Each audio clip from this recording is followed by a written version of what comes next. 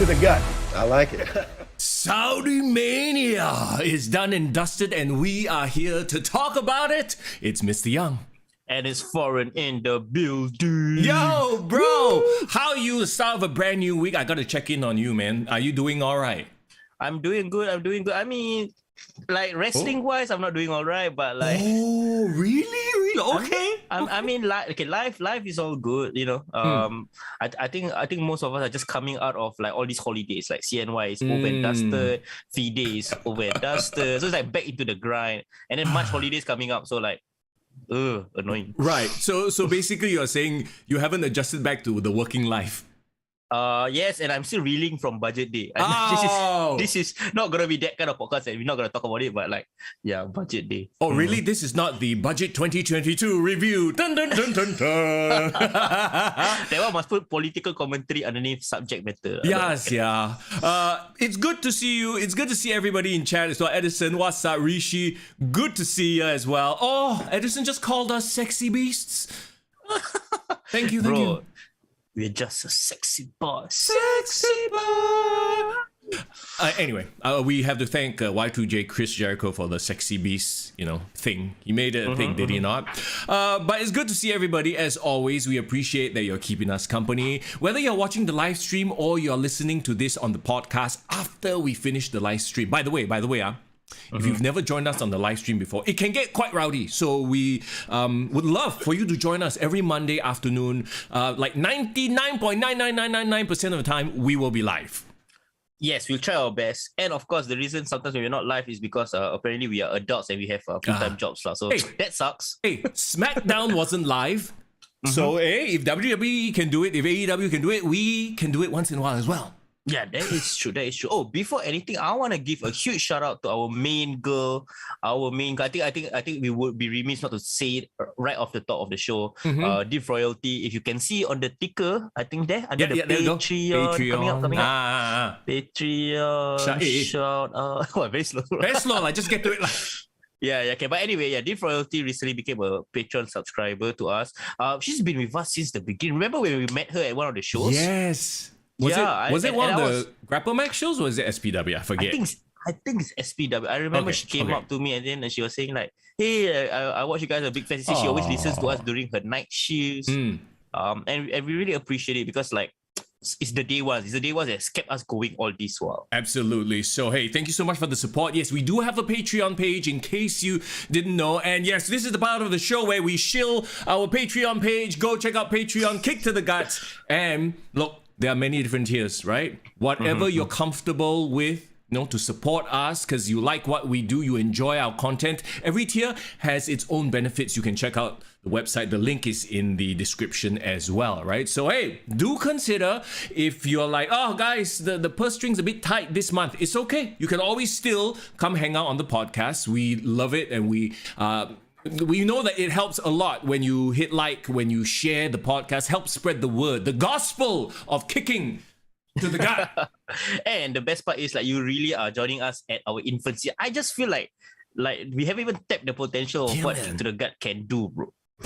Bro, with the WWE 2K22 game coming up as well, right? Oh, I foresee so many things we can do with everybody. Fantasy leagues, GM mode stuff. But I'm getting ahead of myself. I like to project into the future once in a while. But we shan't go there yet. What we shall do is, once again, check out the Patreon page, Kick to the Gut, and also check out our Discord if you want to drop by and, just chat with us, talk wrestling. We know wrestling is life, right? So breaking news, you hate it, you love it, tell us about it. The Discord link is also in the description. Bro, our Discord has been popping this week. This week was a super newsworthy week. I mean, we're going to talk about all the Cody stuff. We're going to talk about Saudi Mania. Saudi Mania was at 1 a.m. Singapore time this weekend. I'm like, what? And then, but the Discord is popping all the time. I really appreciate, when like people in the Discord are like, hey guys, what time Saudi Mania? Can you all let us know? Yeah. Like, I appreciate because like this kind of information when I didn't know any other wrestling fans, I had to find out for myself. Yes. So now you can tap on your fellow wrestling fans to let them, fill you in on the details. But yeah, Saudi Mania is 1 a.m. Obviously, I did not stay up to watch it because I am a proper adult these days, unfortunately. I'm not a degenerate like I used to. I used to stay out and watch one, okay. Hey, Mr. Young, breaking it down, bro. Suck it. No more. I cannot suck it anymore. I must. That sounds so weird. Anyway. Bro, you don't suck it, but you suck it. Suck it. Yeah. Back pain. Back pain. Okay, before we get to Saudi Mania and Cody, let's talk about Najwan. What's up? Okay, let's talk about Najwan. Yeah, what's up, Najwan? What's going on in your life? Thanks for dropping by the chat. Let's talk about SmackDown a little bit. Maybe AEW, if there's anything that really jumps out at you. Oh, I wanted to say this, okay? AEW Dynamite. I think last week was the best Dynamite I've watched thus far. Really? Yeah, I would go so far as to say, like, almost every segment was either bearable to really good. And that, to me, makes AEW Dynamite stands out against SmackDown and Raw this week, because SmackDown and Raw this week, again, it's become this weekly trend of it's just a flat line. And I think we have to take into account the fact that I guess it's a tape show. I think both of them were taped, right? Was Raw's taped as well? No, I don't think Raw was taped. SmackDown was definitely taped, and you can tell. You can. I could tell because like half the time it was a bunch of like video vignettes, which, to be honest, is the best thing that WWE does right now. Yeah. Can we talk about? Remember, they said it was taped, and then you talk about spoilers and stuff like that. But there was one apparent rumor that they actually redid the table spot segment. Oh, they didn't. It was it was the botch. So they let it show, right? Well, it was definitely terrible. Yeah, they tried to. They cut it, so they switched camera angles when Charlotte's head went down, but it still looked like shit. Bro, Charlotte didn't even hit the table. She just like, alamak. Like, and they just fall. She bowed. She just bowed. He just bowed to the king. It was so terrible, bro. Pascal, it's good to see you. Welcome to the chat as well. Yeah, no, it was good. It was good. It was SmackDown was obviously like, okay lah, we just record this for the sake of putting out a show because everyone has to travel to Saudi Mania. I think once in a while doing that is fine, but the big issue is with the product itself. Right now, the WWE product is so corporate, is so confined, it becomes very bland. It's like that hum, like whereas on the AEW side of things, it's been ups and downs, and the downs have been minimized to a certain extent now, with certain people no longer on our screens and them filling up with talent, which brings me to my next point. Okay, Tovakin, a regular, he shared on the Discord, Wrestling Observer Booker of the Year 2022, Tony Khan. Okay, let's dive into this. Yes. First question, what are we in, February? Yes. What? So wait, why is he Booker of 2022 already? I don't know. Okay, people do year-end awards, bro. He do year start awards. Yeah, he start the award year with awards really. Okay, maybe. I don't understand why. Yeah. For those of you who actually check out the Pro Wrestling Observer stuff, right? Let us know. Maybe this is one of those like fan votes, so he had to collect the votes and wait a few months. So this reflects 2021. Maybe, right? Or it's like FIFA lah. They released FIFA 22 in October 2021.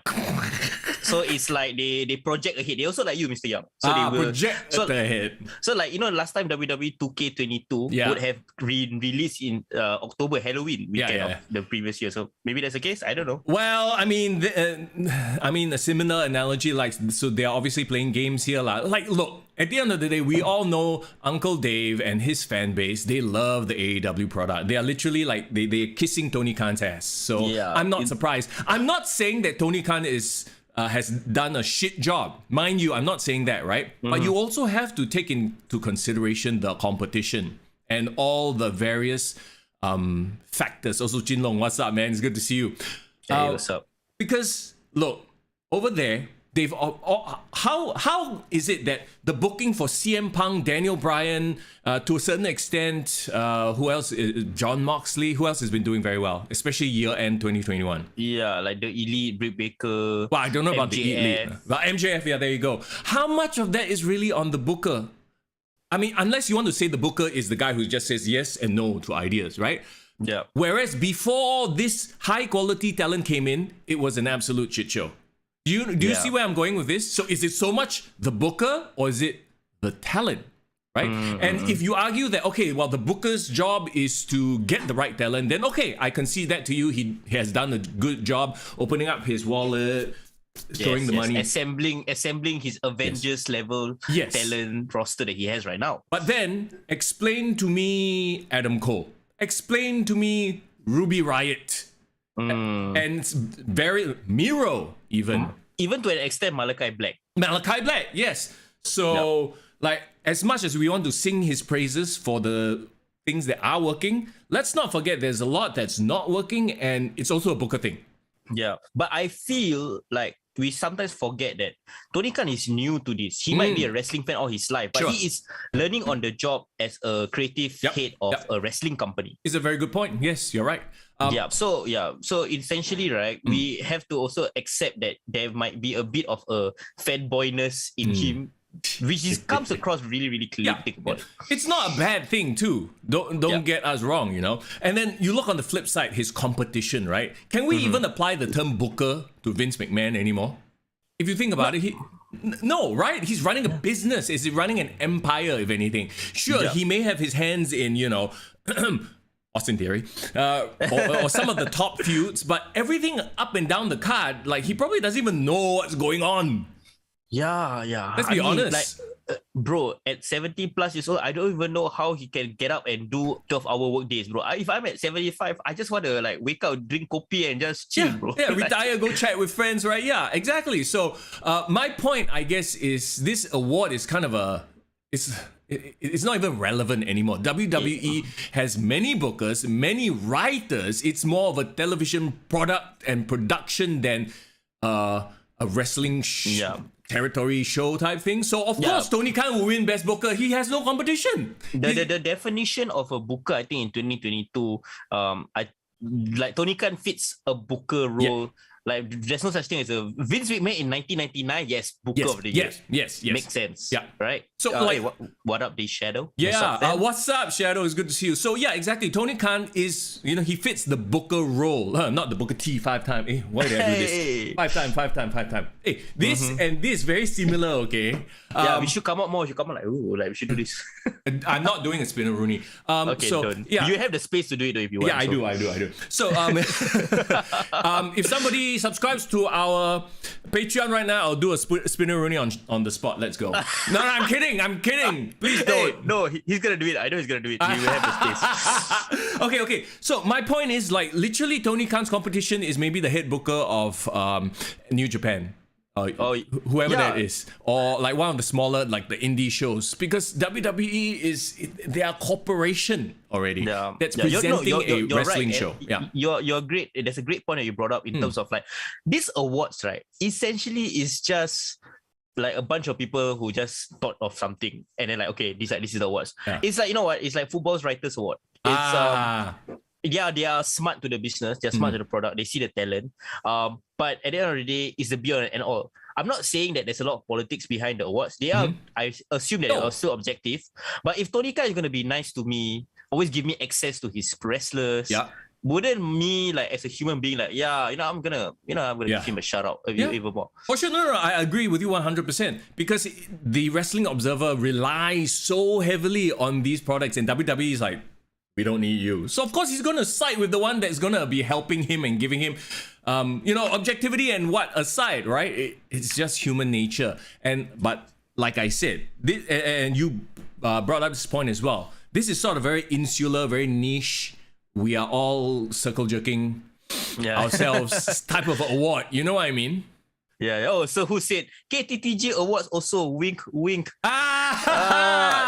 us out. This so who? Hey, come on. So who? You also come out with awards, what? Yeah, that's why. Hey, here's the thing. It's not like WWE or AEW gives us any access. Also, so Kick to the Guy Awards also objective. Well, okay. No. Let me rephrase. Subjective to us. Subjective to our points of view. Except for the fan voting. There is fan voting. Yeah. We try to be inclusive as well. But I mean, that's my point, as it relates to this whole Best Booker of 2022. It's like any award, okay? Look, like any award, Oscar, Grammy, like, a lot of the Oscar movies, I also like, some boring, long-ass, self-wank shit, Yeah. Okay, but let's go back to the main point. Do you think Tony Khan deserves to be Booker of the Year. I just said I don't. I'm looking at this, like the title doesn't fucking make sense. But okay, in technical sense, yeah lah, of course. Who else? It's like winning a 3-horse race. Like you can't compare WWE.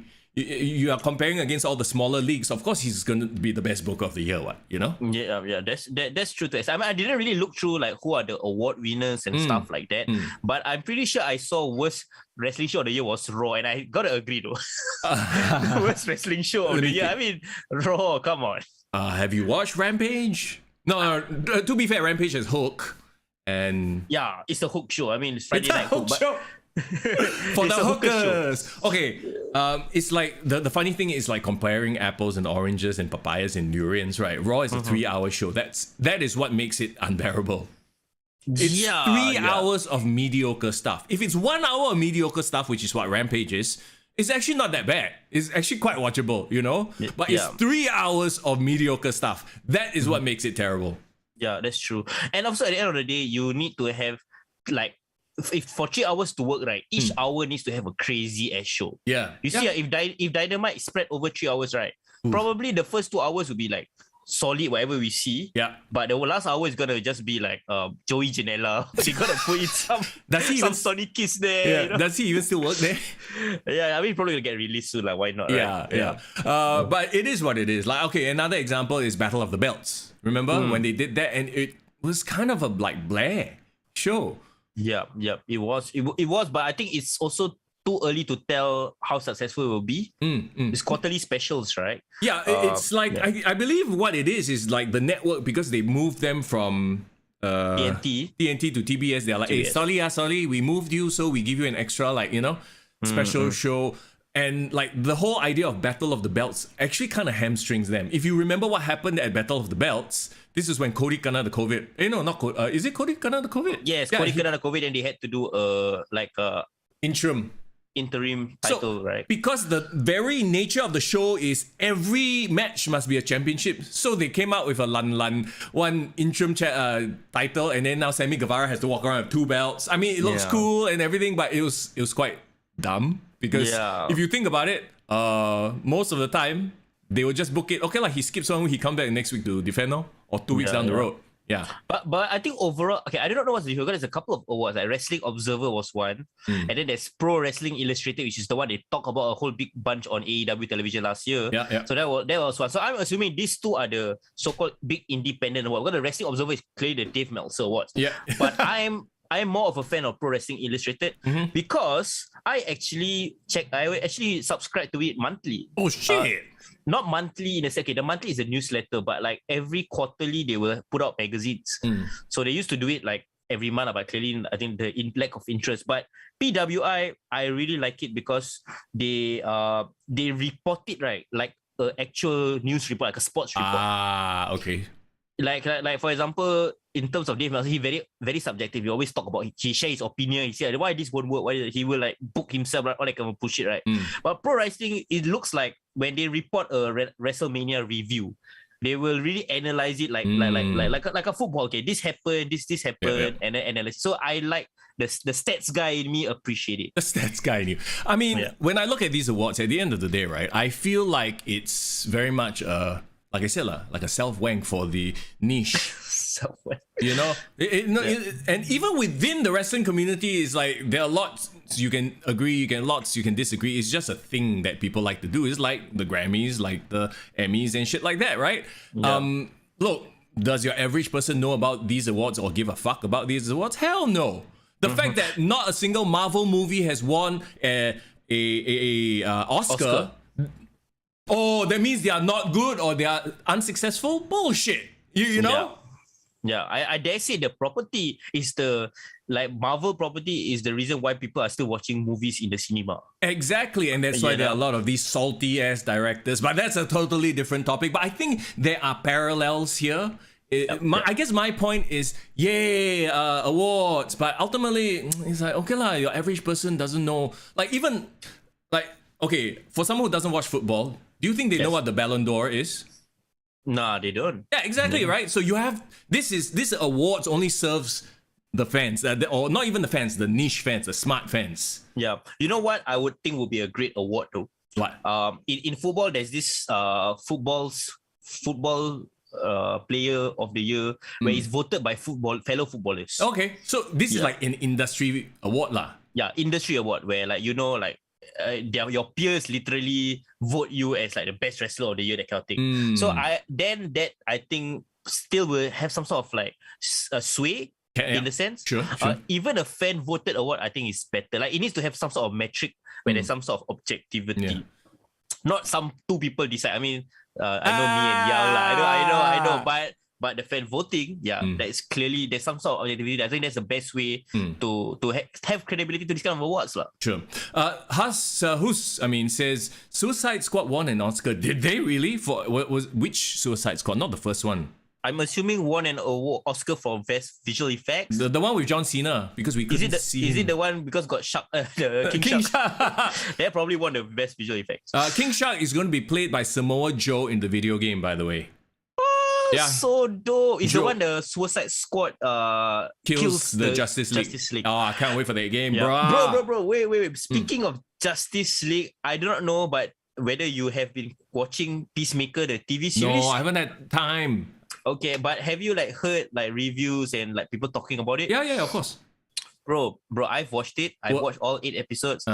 John Cena's best acting performance. I can't believe it. I'm saying it, but John Cena has shown so much range in this series that I think he's going down the Batista route, which is always a good thing. Well, if there's anything we know about John Cena is he hustles, hustle, loyalty, respect. So to that, note, it's like, I'm not surprised that he's going to improve. Like The Rock is literally like superstar, megastar. He can have shit.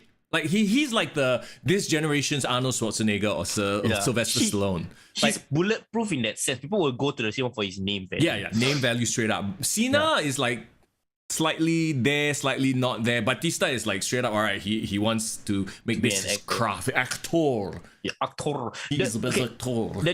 I don't know whether you want to hear Peacemaker spoilers, but that's a very awesome cameo. Don't tell me.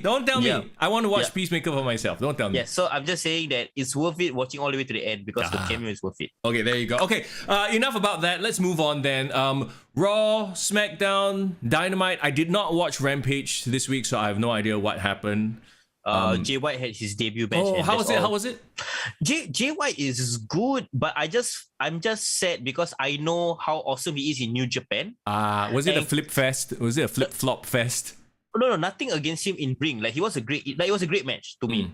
What I'm saying is that he doesn't feel special in Rampage so far the way he's been portrayed. Bro, this is the best booker of 2022. So you bring in like I know he's on a full-time contract, but he's pretty much a part-timer. Lance Archer, you give him title matches. Right? Yeah. Like, okay, sure. Then you bring in Jay White, who among the smart fan circle see him as like, this guy's a main event guy. He's a championship guy in New Japan. And then you put him on the main event of Rampage. With barely any like hoo-ha fighting some like jobber. Technically it's Trent lah, but I don't think Trent is a jobber. But you know what they're trying to do? They're trying to say like, clearly they're trying to rekindle their New Japan feud, right? Yeah, sure. But New Japan fans will watch New Japan. They're not gonna like, hey, I remember this guy. I'm gonna go watch this new product for them. Not really. I mean, so this is Tony Khan once again doing like, catering to his that niche audience. Yeah, like I just wish Jay White had the same aura of a debut as Keith Lee. They literally use Jay White's debut the same way they use Adam Cole's debut, which is as the prologue for the bigger debut. Yeah. Well, don't even talk about Jay. What is it? Adam Cole? No. I thought you said Jay Lethal for a Jay second. Lethal. Yes, Jay Lethal. I got my J's mixed up. And see, that's why you don't have two people with the same name. That's why you must change it from Riddle, and instead of Matt Riddle, Matt Hardy, Riddle, and then Matt Hardy. Yeah. And now you have Adam Cole versus Adam Page, and then you have Ethan Page, and then you have Lan. Yeah. I mean, okay. I don't know whether you want to talk about Dynamite first, or you want to save the AEW stuff for later. I mean, okay. Look, we can I think based on like what we have to talk about, I don't want to dive too deep into Dynamite. Other than saying that it was a really, really good show, I was sports entertained all the way. Okay, but I would love to talk about one thing. Clearly, this Dynamite was the first Dynamite since the Cody Rhodes departure, quote unquote. I was quite not say surprised, but they made a decision not to even mention about it clearly. But they did something very, very smart. What? They straight away opened the show, CM Punk sitting cross-legged in the middle of the ring. I was like, oh, okay. They're straight away going for a huge distraction already. Yeah, attention, like look here, right? They did mention Cody's name several times, so I don't think there's any bad blood per se, and I don't think AEW is the sort of company like WWE. Oh, you cannot say this name now that they've gone to the other company. They'll continue to say it lah. Can I just say, like, go ahead. It was to me in my opinion, is CM Punk's best promo in AEW. Okay, you know what? I'll agree with you on that, because usually like a dog collar match, there's a reason we don't see a lot of it, because it's like, it's all right, I guess. Especially now with Elimination Chamber, Hell in a Cell. But that promo made me believe like this was going to be this brutal, like he sold me on the dog collar concept. And that's what like the WWE is lacking right now, is somebody that will make these, like they have these ridiculous structures, but for whatever reason it seems very like, oh, okay lor. It just seems like a thing. Whereas, when was the last time Elimination Chamber felt like a violent affair? Yeah, exactly. Whereas CM Punk with just one promo made the dog collar match sound more violent than the Elimination Chamber somehow. So kudos. And it's not just the way he sold it, the way he pulled in history, the way, he has been foreshadowing, because they keep talking about Piper in Portland. I was thinking like, okay, he's just calling out old legends. But he managed to weave that into a story and saying that, oh, you want to be Piper so much, why not you be my Valentine? Which I thought was the best line in my opinion, because he not only referenced Greg Valentine and his rivalry with Piper and the dog collar match, and it just makes sense because Valentine's Day just happened. I don't know, everything about it had so many layers that you can dissect. CM Punk is doing what Cody Rhodes wants to do with his promo. Cody Rhodes tries so hard, right? And then Cody Rhodes like go in fucking circles and talk about this shit, that shit. Yeah, CM Punk is very good at sort of just getting to the point and saying impactful things. And that's why he's literally, he is the MVP of AEW, and right now with him there, he's just going to elevate everybody else. People are going to see what he's doing, they're going to be inspired by what he's doing, they're going to learn from him, and like literally one guy can change the entire culture of a company, and we see this in real life as well.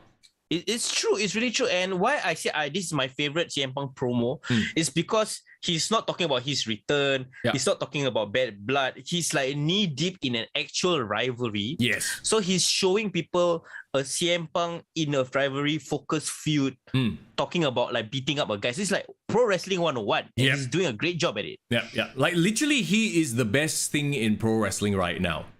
Yeah. I think the thing that draws people to watching Dynamite is CM Punk.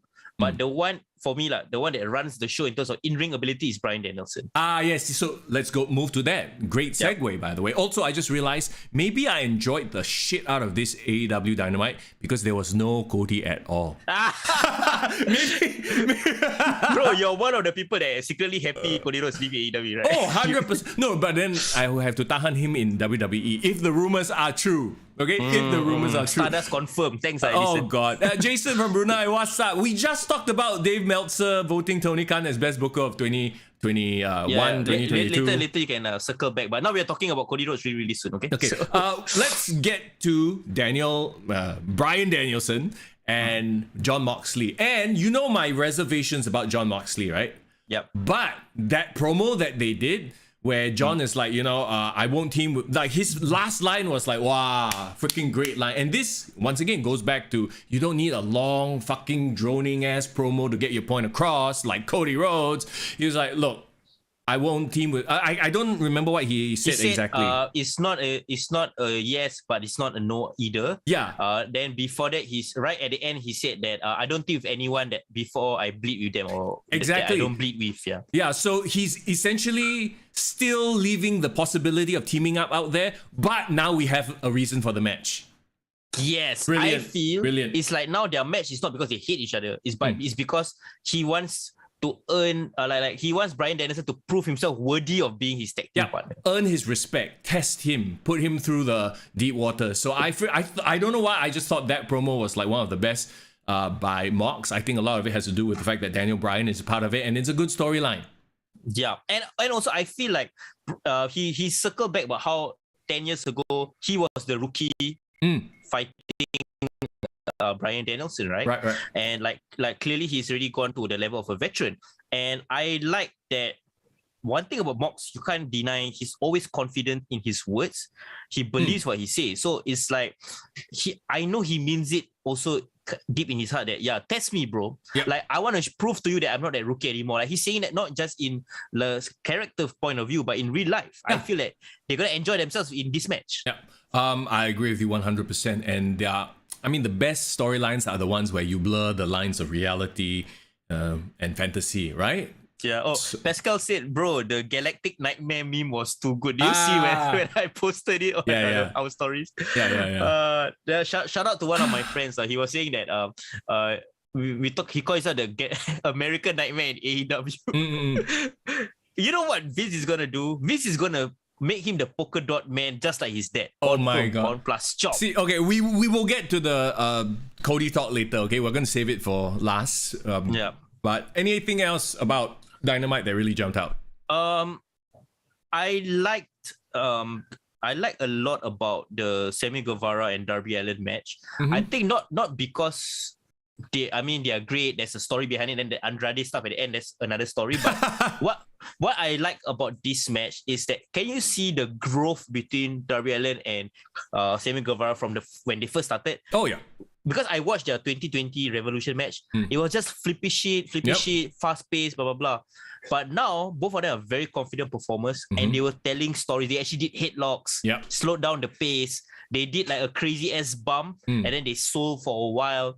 They've improved. Yeah, because they have veterans like CM Punk, Bryan Danielson, to a certain extent, Chris Jericho in their ear telling them, okay, this is what you need to do. As opposed to when AEW first started, it was all the indie spot show guys, like the Young Bucks, like Kenny Omega. Wait. I just offended the Dave Meltzer fans.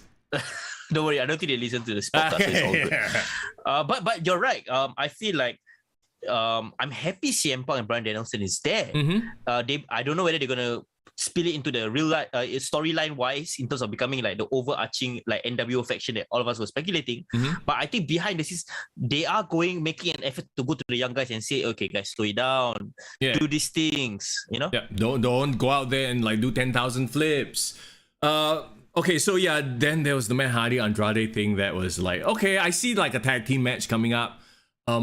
When's Jeff coming? Can like Hardy and Andrade? I'm all for odd couples, but good God, man, those two have no fucking chemistry. It makes no sense. AHF fuck FUCK lah. Like, you know, like. I mean, in my opinion, Andrade is unintentionally hilarious. Yeah, you know, I actually like him with his little warming up a bit, right? Huh? What's that? As you're warming up to him as a character. I've always liked it because you are right. He is unintentionally hilarious when he tries to do these promos. And when he tries to do like I want to buy you, I actually enjoyed it low key. But then you added in the fucking Hardy, and like apparently there's dissension between Private Party and Matt Hardy. It's like, oh wow, this is the feud I didn't care about, nor do I want to see. No one asked for this feud, right? Okay, anyway, that aside, okay, main event. Well, then again, the funny thing, it doesn't feel like a main event, does it? Hangman, the Adam versus Adam. I love the promo. Like Adam Cole can cut a promo like, but when he's standing in front of Adam Page in the ring, I'm like, oh good lord. You know what? Seem like credible. Okay, body wise, physicality wise, like it's so different, bro. Like I think Adam Cole just doesn't have the presence right now. Nope. He tries to talk. It's almost like a small man syndrome, not like an intimidating situation. Which is fine. So you have your bruisers to come in and do your dirty work, or you conquer by numbers, correct? Because he has Red Dragon. Oh, guess what? The entire fucking Dark Order also come out. I was like, put your babyface in peril, eh? Why? The worst part is the promo he called out Hangman Page for not being there for him for with in terms of Dark Order not being good friends to them, Yeah, right? like he has no friends basically. Yeah, I wish Dark Order didn't come out. Yeah, same. I wish Dark Order they realized that he's not a good friend. Yeah, I wish they put the beat down on him, so at least there's something to. Oh, he's in jeopardy, right? Like it's 3 versus 1. How is he gonna survive? And then you have your baby face overcome the odds 3v1. Somehow he still does it. But then you realize, he got like 10,000 friends in the Dark, and Dark Order is a massive faction. So it's like, okay lah. So he's not in peril because he has like 10 people behind him. So I'm like, what the hell? And another issue is, right, I think this is what it boils down to. I believe Adam Page is suffering from the CM Punk 2008 champion syndrome. Which is? Did you remember when CM Punk won his first World Heavyweight title in 2008? Not really, but go ahead. Okay, let me just refresh your memory. That was the first time he won Money in the Bank. Okay. He cashed it in or Batista or what, then he became the champion on Raw. But the problem is going to SummerSlam, right? So he was a champion going to SummerSlam. It was his first title. He was still freshly, put over from ECW. Sure. He was a young champion at that time, and his SummerSlam match was against JBL. Okay. But here's the problem. At that SummerSlam, the main story, the number 1 draw on Raw was Batista versus John Cena. But essentially, nobody gave a shit about CM Punk being champion at that point in time. Right. So his match was actually relegated to the middle of the card at SummerSlam. And he was always treated like an afterthought, even though he was the champion. So even though he was a champion, he was not the main focus of the story. Yeah. He wasn't where the storylines were revolving. People weren't chasing to fight him for the title. Yeah. He's just not that important. Yeah. But there was, at that point, there was Shawn Michaels and Chris Jericho, their crazy rivalry that they had that year, and they have Cena and Batista. So people focusing on this. So there's 4 main inventors that's not even giving a shit about the title. Exactly, right? The Adam Page situation. Yeah, and then like, isn't there now the battle for the Revolution or whatever, the ladder match? Page of the Revolution ladder match, yeah. You know that's to contend for what, right? Yeah, the TNT Championship. So wouldn't you argue that freaking Sammy Guevara is more of a champion than Adam Page right now? Yeah, because more people are vying for his title. It's like nobody's disturbing Adam Page. Yeah, except for one Adam Cole fella. Yeah, but granted, Adam Cole deserves to be in this spot because he has a great singles streak or what stat. Like I think he's the top rank on blah blah blah. Yeah, but they are not the focus of the story. No, they almost feel like an afterthought. And this is your main championship, which is the big problem, right? Jason says, does anyone feel that AEW has the same issue being unable to book a babyface champion? Hangman feels like his story just ended the moment he won the title. I will agree with that line. Great point. Great point there, Jason. Like, the problem is, right, okay, let's compare the champions, right? When Chris Jericho was a champion, he was the main focus of the show. Yep. For sure. Yeah. The whole thing revolved around Inner Circle, blah, blah, blah. When John Moxley won the title, you're right. John Moxley, when he was chasing for the title against Chris Jericho, he felt interesting. But then when the moment he became champion, I think maybe because the pandemic struck as well, he just became a very boring champion. Couldn't be a fighting champion that he wanted to be. I would even argue that Kenny Omega's title reign was meh. And you know why I think it was meh? He was too distracted trying to become the belt collector. Right. Well, I mean, that could have worked in that they could have made it like a huge thing, right? But somehow it just felt like it didn't hit. Yeah, I would dare say that he was having better matches before he became champion as a tag team. Yeah. So the funny thing is, I remember everyone was comparing it to Roman Reigns' Universal title reign. And I'm like, I don't even see the comparison. Like, literally, Roman Reigns has transcended based on this one title reign right now. Like, he's transcended heel, face, whatever. People cheer him, people boo him. He always has a reaction. Yeah, and I believe Roman Reigns, he's nearing the John Cena level of importance in WWE. Yes. While in AEW, the one who I think is that important people are CM Punk, Bryan Danielson. Yeah. But problem is they are veterans. They are not the main guy carrying the bandwagon. Yeah. I think what it is a lot, and we said this right from the start when AEW first, started doing a television show. They, being the elite, were great at the spot shows, at the one-offs, right? But they've never had that experience with weekly episodic television building up a star. You were a big fish in a small pond. Now they are medium-sized fish in a huge-ass ocean. Yeah. Yeah. And then when they have big whales trying to fit inside this small pond, like AKA Bryan Danielson, CM Punk, blah, blah, blah, then they realize, oh shit, this is real quality. Yeah, and that's where they have leveled up their game now. Now AEW, like you can tell everything from the storylines to, you know, the quality of the show from top to bottom has improved because of Tony Khan, best booker, no. CM Punk and the influx of like really seasoned veteran talents. And Punk has changed the culture for sure. I think that's the main thing. Let's not forget that WWE is kind of like handing things over also. Because, you know, William Regal, Samoa Joe, all of them are still out there. Quality talents with great work culture. Like, imagine what a William Regal could do with all these youngsters. Bro, if it was me, if I was GM of the whole wrestling universe, I wouldn't mind trading out Cody Rhodes for William Regal, bro. Bro, I would do it in a heartbeat and you know it. Yeah, of course.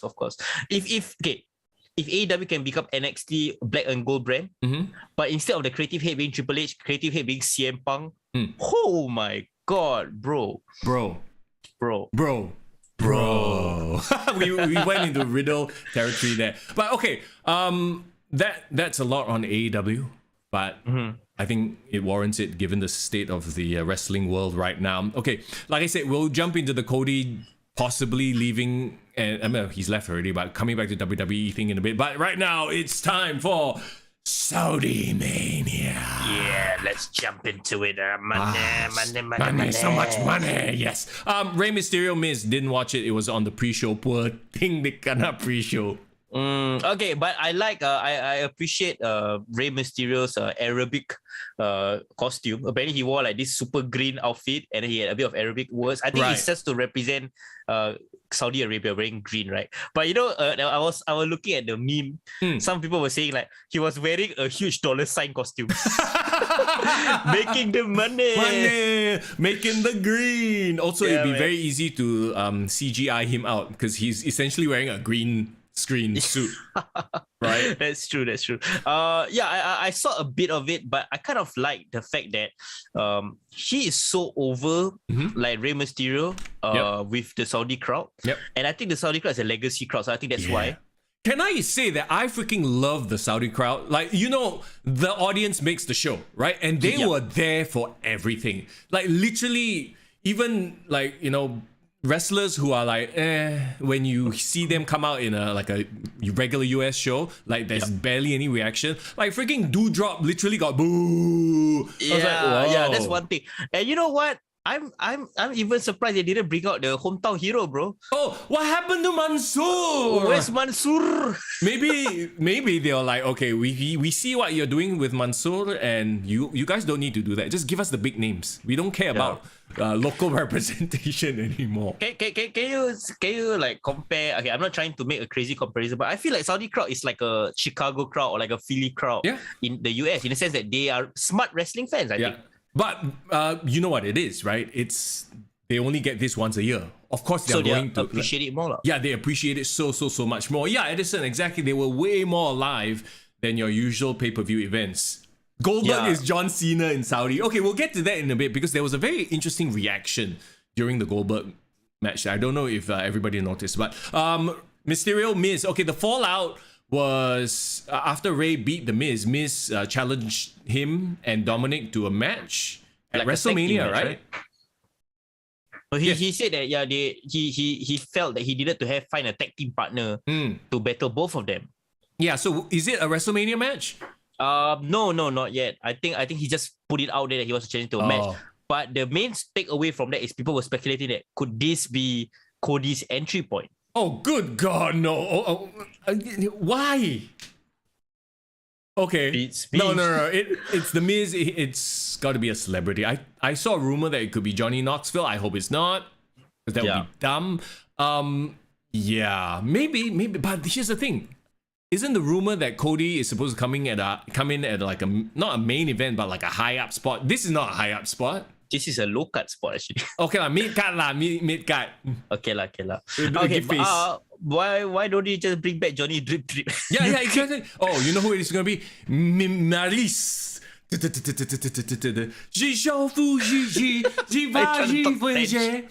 that's her entrance music. You don't know, man? I know, but I apologize for anyone who is French speakers who are listening to this conversation. What? We are butchering the language, bro. That literally go and look up the lyrics. No, I'm just making shit up. Anyway, yeah, it could be Logan Paul. That's another rumor as well. For WrestleMania, they want to bring in the eyes, what? Yeah, that is true. But I think I don't really care lah. No, this is your Bad Bunny spot. So I don't know if Bad Bunny is jumping in this year's WrestleMania, so they need another celebrity. So there you go. Yeah, Bad Bunny won't be a heel for sure. So, yeah, so it will, and somehow they feuded, right? So okay, I hope they have a good spot for Ray because he's this year's cover star. Yes. So For WWE well 2K. deserved. Let's start the show then. The main card started with the Universal Championship. Maybe Goldberg needed to fly off first in a private jet or whatever. Honestly, I like that decision. Well, it made sense, right? Because in today's climate of the WWE, your main event is the last match. Your second biggest one usually is the first match. Yes, you had to start the show off hot. And come on, bro. Do you see the crowd erupted when Roman Reigns' music came? Yes. And that's what I'm saying. Roman Reigns has transcended heel, face, whatever. People just want to see him. He's a box office attraction. You know what I mean? Yeah, that's true. And I don't know. Sometimes I don't appreciate the entrance enough, but really, Roman Reigns has an amazing end boss entrance. He does. WWE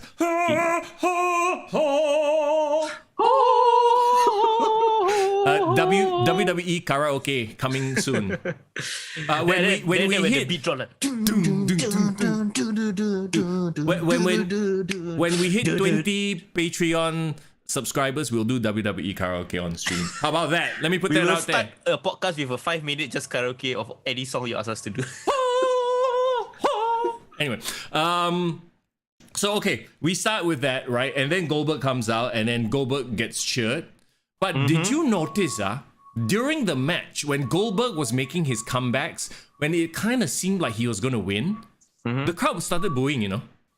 Yeah, sort of they were more Roman Reigns, huh? Yeah. So I think like we talked about how, remember, like the last few Saudi Manias, Goldberg just got cheered nonstop. I feel like they're starting to smarten up to the wrestling business or whatever it is, but they are also like a bit like tired of seeing this guy in a way. I think the Saudi crowd are wising up. Like, I think maybe because before that there's never been shows in Saudi Arabia, right? Yep. So they really are like a 80s audience. They are just gullible. They believe whatever that the WWE throws at them. Yep. But I think in these last couple of years, where people, I'm sure they hear on social media people shitting on their country for having all these shows. Yep. So I think they want to feel like they belong with other like fans. So that they're just gonna like react how other fans have been reacting all over the world. Exactly. So the match itself was like, okay lah, what are you gonna do with freaking Goldberg, right? 6 minutes, I believe it was. They teased, you know, it was they teased like Goldberg was gonna win. Didn't Roman Reigns kick out of a spear? Yeah. Did he kick out you of a like the jackhammer? fact that this wasn't a typical Goldberg match? They actually slowed it down. They tried to slow it down at least. Well, I mean, they had to lah, because, you know, Oldberg anyway. Like I said, this match was nothing to write home about. It was all about the spectacle and the two auras clashing with each other, which was great. It was fine, right? And then there was this weird end spot. Okay, so the end spot is Roman Reigns gets the guillotine on Goldberg, chokes Goldberg out. The thing is, he got his foot on the rope, did he not? Isn't that supposed to be a rope break? I get that Roman, while holding on to the guillotine, moved him back to the middle, like pulled him away from the rope, but the ref didn't break the hold. Isn't touching the rope supposed to be an automatic rope break? Was the ref so fixated on the hand that he didn't realize? I don't know. Like it. But this is like, I don't know if maybe Goldberg wasn't meant to touch the rope, but it didn't make sense. Or maybe they did that to bring up a point of contention and this feud continues. Good God, I hope not. I hope that was a mistake. No. It seems like based on what Edison said, that he apparently posted like a heartfelt quote unquote goodbye message on social media before the match. So I think that's the. I mean, I hope, because Goldberg technically already run out his contract already. This is his final match of his existing contract. Oh, okay. And I mean, he has a bit of a reputation, right, for going into business for himself. Like his image of Goldberg is very. He believes his own hype lah. He's a Hogan lah. He's a mark for himself. Yeah, exactly, right. So do you think he purposely touched the rope to make it so that the finish wasn't legit? I'm sure he wouldn't do anything that he didn't plan beforehand. Yeah. But man, maybe he fight for it. He's like, hey, I still gotta keep strong somehow. Like I might have given up. I might have fainted, but like I still had to wear it all to hold the ropes. No, and like technically that should have been a rope break, right? Yeah. Jason says the ropes acknowledge Roman first Balor. Now, oh my God, yes! Remember the accident that was never fucking explained? Oh yeah, fuck lah, bro, Balor. Yeah, the rope broke, right, and that cost him the match. Balor's situation will go down in history the same as who raised the briefcase during the Stone Cold and Vince McMahon match. Yeah. And who throw pie at Kevin Owens' face. Like it was never been explained. Will never be. The mysteries of, you know what? One day, WWE Network should do a who did it, like, and then they do it like documentary style. They purposely like make jokes and shit like that. Bro, that's content, man. Bro, and then they had to hire Neil deGrasse, the mysteries of the WWE universe, and he just sit there and then explains the whole situation. That's hilarious. And then they interview Finn Balor. Finn Balor sit down, blah blah blah blah, and then they Paul must do Heyman's, it tongue in cheek. They must do it like with a wink wink. Yeah. Okay, that aside though, I think most people wouldn't have caught it lah. But that aside, yeah, it is what it is. Dave Royalty says it was probably a legit botch. Probably, like, they just didn't think. Like, oh yeah, rope break means break the hole. But then again, do you think they care about these details anymore? I think not. Rishi, I feel you too, bro. He said like he suddenly got images of Finn Balor jerking on the floor. Walao eh. Okay, let's move on then. So Roman Reigns retains. I mean, this was quite obvious. He did it like pretty clean. Yeah, pretty clean. I guess this was Goldberg's way of putting over Roman Reigns. Oh my God, did you see I think he put up an Instagram post about how he wanted to put over, in this run, he put over Bobby Lashley. I'm like, but did you really? Didn't he beat Bobby Lashley at the last Saudi Mania? Yeah, I can't remember the result, but... He did. He speared Bobby Lashley off the stage, remember? Yeah, but just having a match with him elevates Bobby's status. I was like, that's why Goldberg annoys me. Like he believes his hype way too much to a point where it's like, okay. Every time I get annoyed by Goldberg, you know what I think of? What? I think of his match with Drew McIntyre last year. You know when Drew McIntyre said, "Bro, fighting with you is like fighting with my dad." It's fighting with my dad, mate. Okay, let's move on. Then Bianca Belair. Alexa Bliss, Doudrop, Liv Morgan, Nikki ASH, Rhea Ripley, Elimination Chamber. Okay, look, man. Y'all also know I shrimp for Alexa Bliss, right? I mean, she shows up as the final entrant in the shittiest way possible on Raw. Like, oh, I'm cured. Ha! But I still have the doll. So she's kind of goddess, but no, she's still got the doll. You know what I think it is? And somebody, I can't remember who posted this on social media, but somebody mentioned that they probably made like 100,000 Lily dolls they haven't sold. So they're like, okay, you know what? You can come back, not really fiendish, but still do the weird girl thing with the doll so we can sell the fucking dolls before you can go back to your old goddess character. So they must clear last stock lah. Yeah. Because it's like, why? Like, this whole Lily thing is... Why? Okay. Is it really true that this Lily merchandise is actually selling well? No, I don't know. No, maybe it's not selling well. Maybe they have 100,000 in a warehouse. They're like, fuck, we don't know what to do with this. Okay, man. I don't know about that, but like... we gotta talk about the match itself. But before all that, can I just give a shout out to like whoever makes their wardrobe? Because okay, like previously, the female wrestlers have they cover up lah, Yeah. but they've Bro. been wearing like huge ass t-shirts that make them look like they're wrestling in a potato sack. Bro, we talked about this last week and they did the right thing, right? They made it a part of their attire. Instead of, so the restriction, they have to cover up, blah, blah, blah, that kind of thing. But it still reflects who they are. Like, even Doudrop's outfit was awesome. Rhea Ripley's outfit was badass. Yeah, bro, Rhea Ripley looked like the Matrix, like Terminator, bro, with the whole black suit. Yeah, like, exactly. So they came out with their personality in their outfits, like they usually do, but this time with long sleeves, long leggings and stuff like that, right? So yeah, it worked. It worked perfectly. And actually, it's actually really added to their look. Like, like for example, right? Rhea really was a great example. But I really love when later on Sonia Deville and Charlotte Flair, when she wore a whole red suit, she just radiated this like powerful evil villain. Yeah. Yeah, and Sonia Deville clearly looked like the bad dominatrix boss as bitch, I guess that she's trying to be lah. And I just like the fact that they did it in such creative ways. It really. I gave shout out to the wardrobe people because I really enjoyed looking at them as well as watching the match. Like looking at their attires, I mean. Yeah, in a lot of cases, it made them look even more worthy, if you know what I mean. Because it's all skin tight, right? And shiny and smooth. It's like, oh my god. Yeah, no, that's the thing. I was quite surprised, okay? Because right, as a Muslim, when they say cover up, it's actually the definition is like wear loose fitting attire. Yeah, so you don't see. Yeah, I get it. The shapes, right? So that's why they initially wore the shirt all. Yeah. So I don't know whether they somehow managed to compromise or what, but then some of them were like tight. I was like, hey, all these like Arabic men, like, ooh, really? See, they are basically working with the rules that were given, but they're like, okay, let's, you say, okay, cover all, we cover all, but fucking tight, right? Like, okay, and this is a weird thing for me to say, but like, look, Becky Lynch is a very attractive woman, yes? We can all agree with that. But I never looked at her in a thirst way. I was like, oh, she's just attractive. And her outfits are like outrageous. She looks good in them, right? I never really thirst for Becky Lynch. But then she go and wear this tight thing, like PVC or whatever, not PVC, like spandex thing. I was like, woo! I was like, oh, cannot. Okay.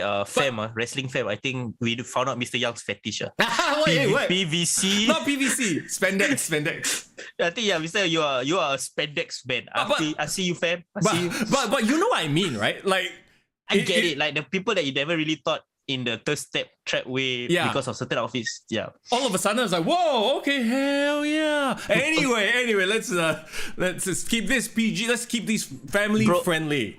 For the record, I was super, attracted to Rhea Ripley's outfit, not because like it was turned on or what, but it was just like badass. It just accentuated her power. Like, whoa, like badass, man. Yeah, bro.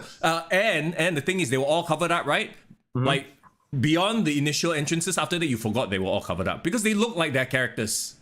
Yes, that's the point. And talking about the match itself, I just felt like it kind of made it feel so important. Okay, I don't know about you, but I thought this Elimination Chamber between the women somehow felt important. Maybe because it was a Saudi Arabia crowd, maybe it was their outfits, whatever it is. Bro, I think you brought up, that was exactly what I was going to say. This crowd made everyone a star.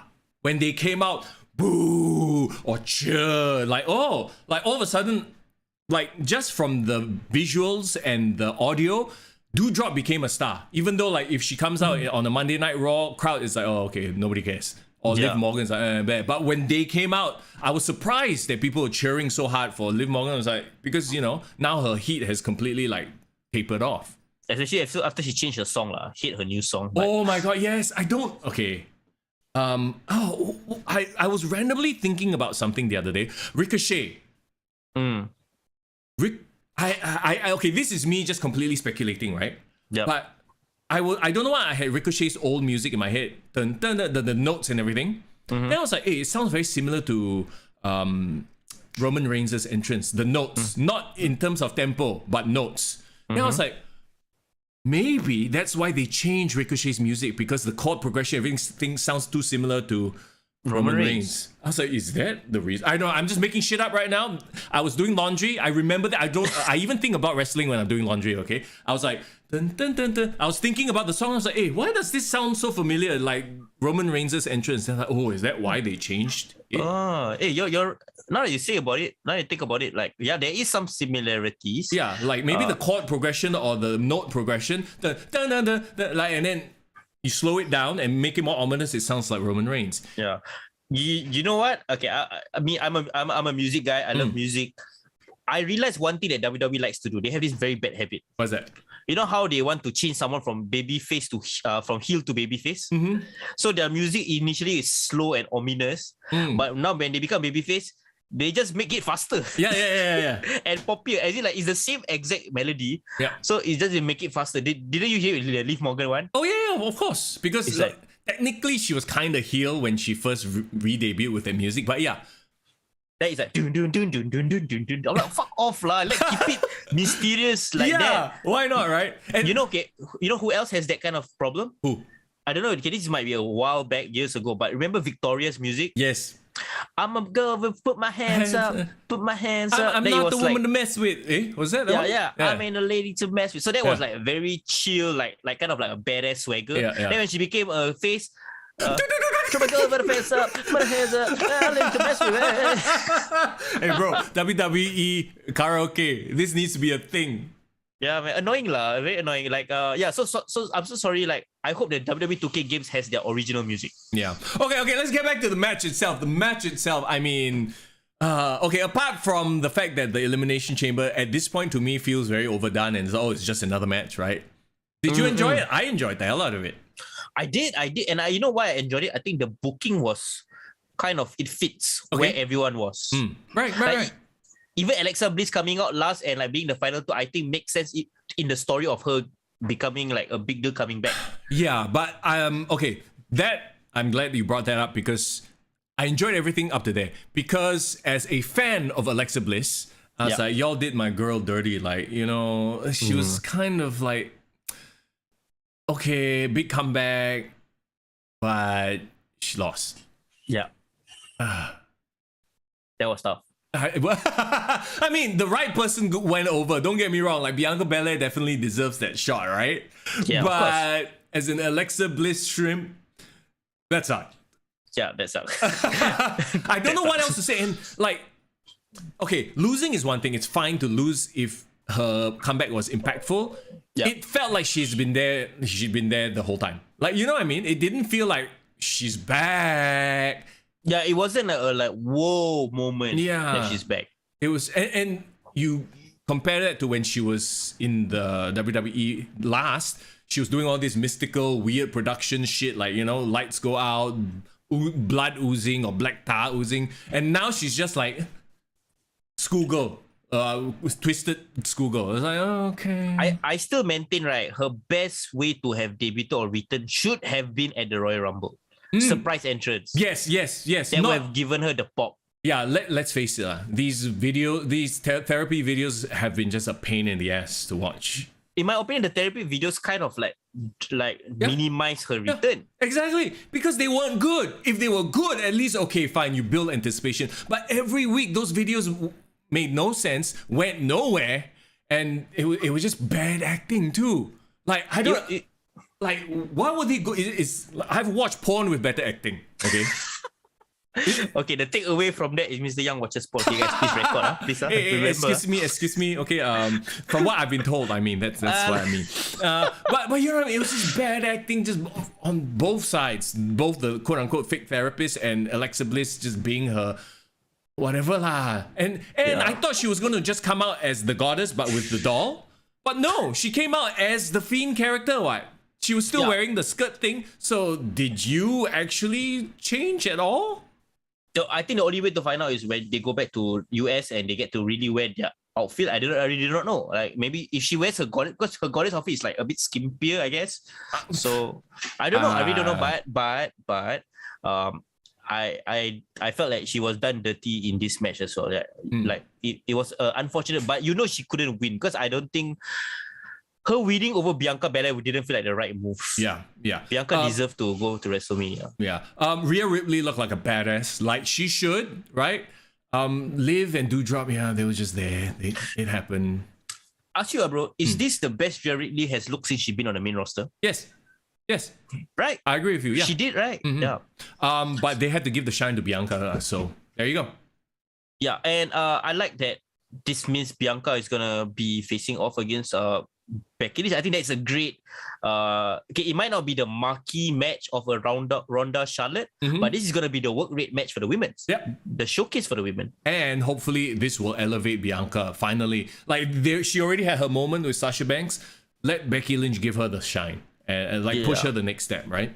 She's the next generation of women after the original Four Horsemen that I think need to lead them into the new generation. Exactly. Okay, let's move on then. On to the next match. Naomi and Ronda Rousey versus Charlotte Flair and Sonia Deville. And we already talked about their outfits, but we didn't talk about Ronda's gi, judo gi. Okay, I thought this was a nice touch. Because it seems to me right now, she's maybe not in like the best shape.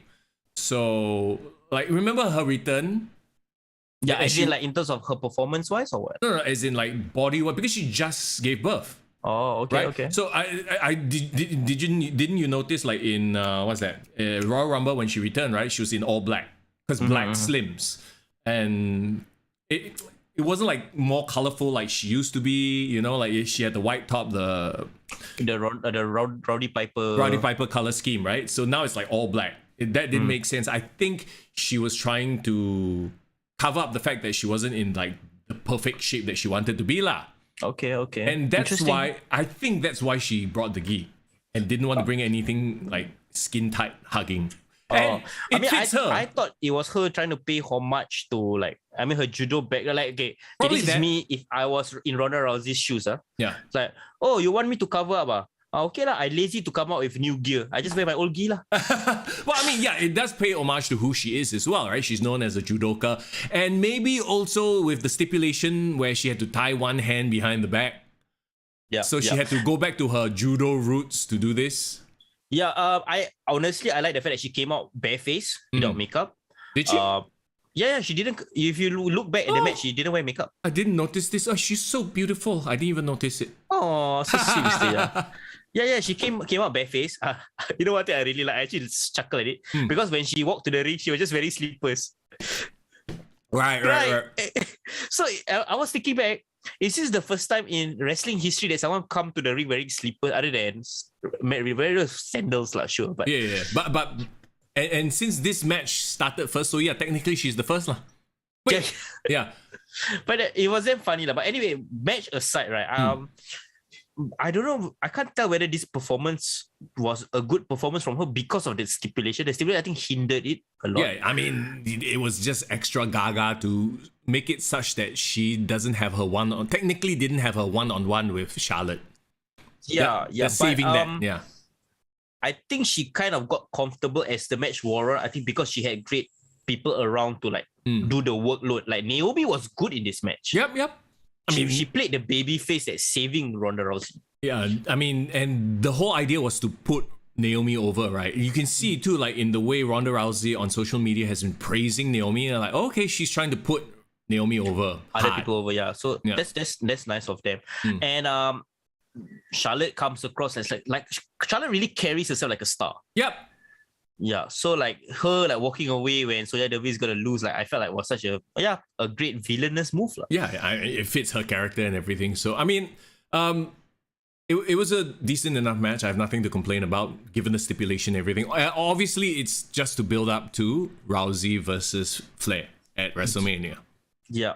Honestly, the first three matches on this card actually got me so far everything's going great. Crowd was great. Action was great. I was enjoying myself at 1 a.m. in the morning watching this. So you watched the whole thing live all the way till 3, yeah?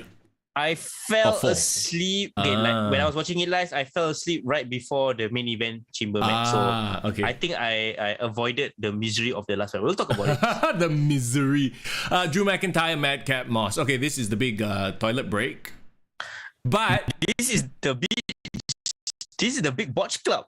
Oh my god, yes, that too. To be fair though, I feel like after watching this match, I had way more respect for Madcap and for Drew for trying to put him over. But good god, man, that Alabama slam. Okay. What the hell?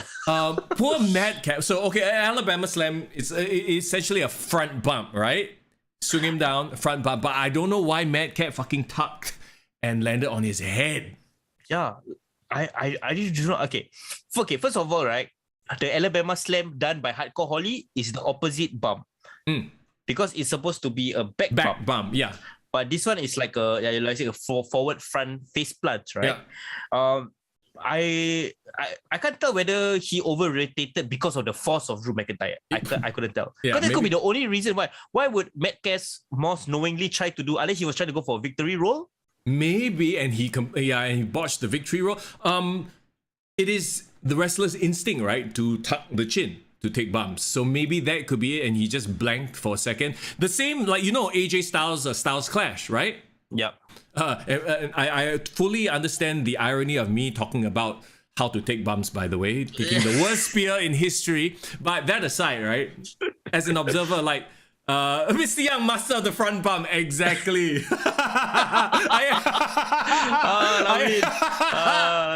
I am the master of the front bump. Everything I also front bump. But like AJ Styles, you know, when he does the Styles Clash, it actually is counterintuitive. When he lands it, right, you're not supposed to tuck your chin. You're supposed to look up. Because if you tuck your chin, you'll break your neck taking the Styles Clash. Yeah, for sure. Is that your dog, Gabe? Yes, my doggy. She's scratching. Oh, she's scratching there. Her bells are tinkling. Yeah. Oh, that's so cute. Okay. So, maybe that is the issue, like, in this case.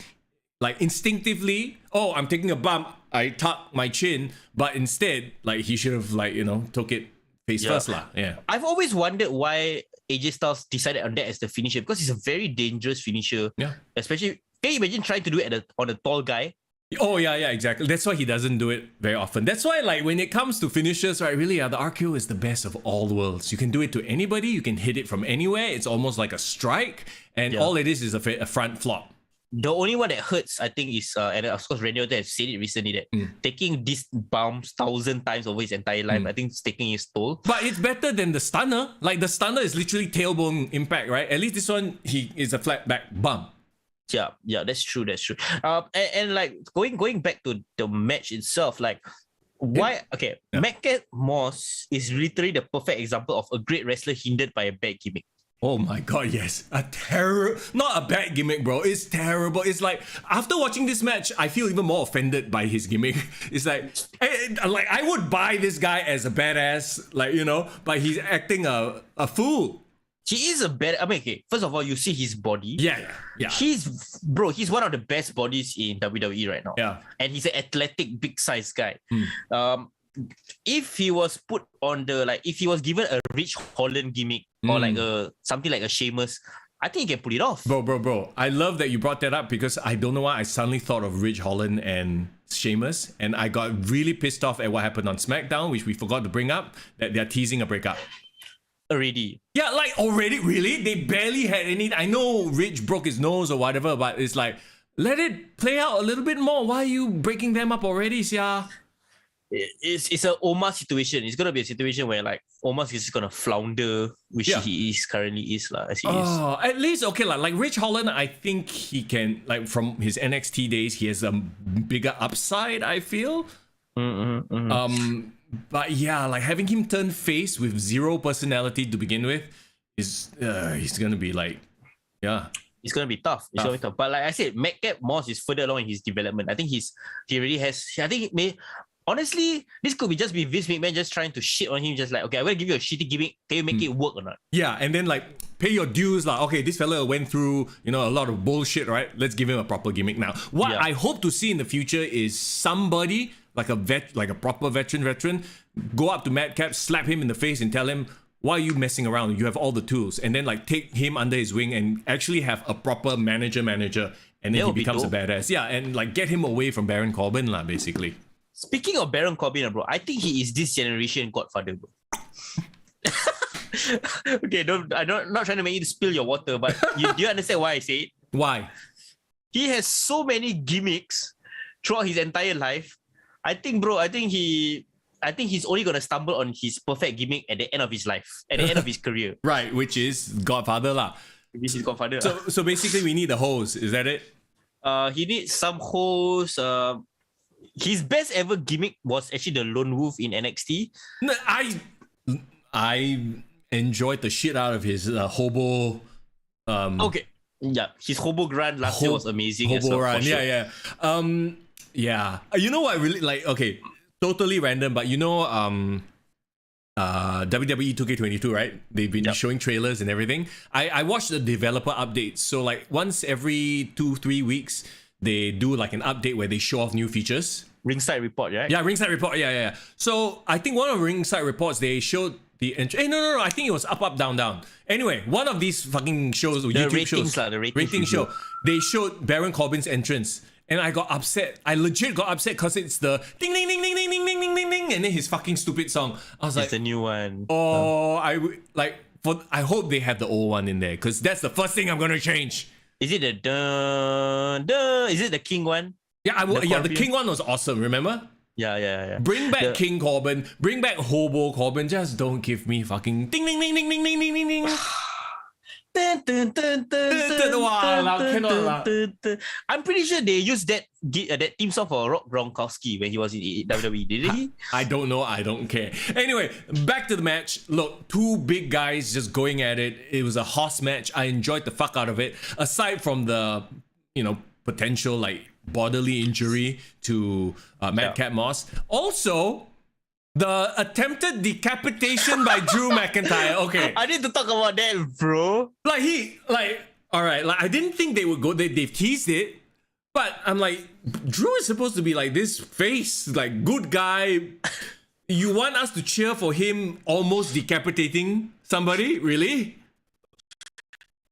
Bro, you know why, right? Because this was in Saudi Arabia, bro. That's where it will get the biggest pop. When a guy swings a sword in Saudi Arabia, that is like, yeah, man, motherfucker. Yeah, that's what I'm going to do every day.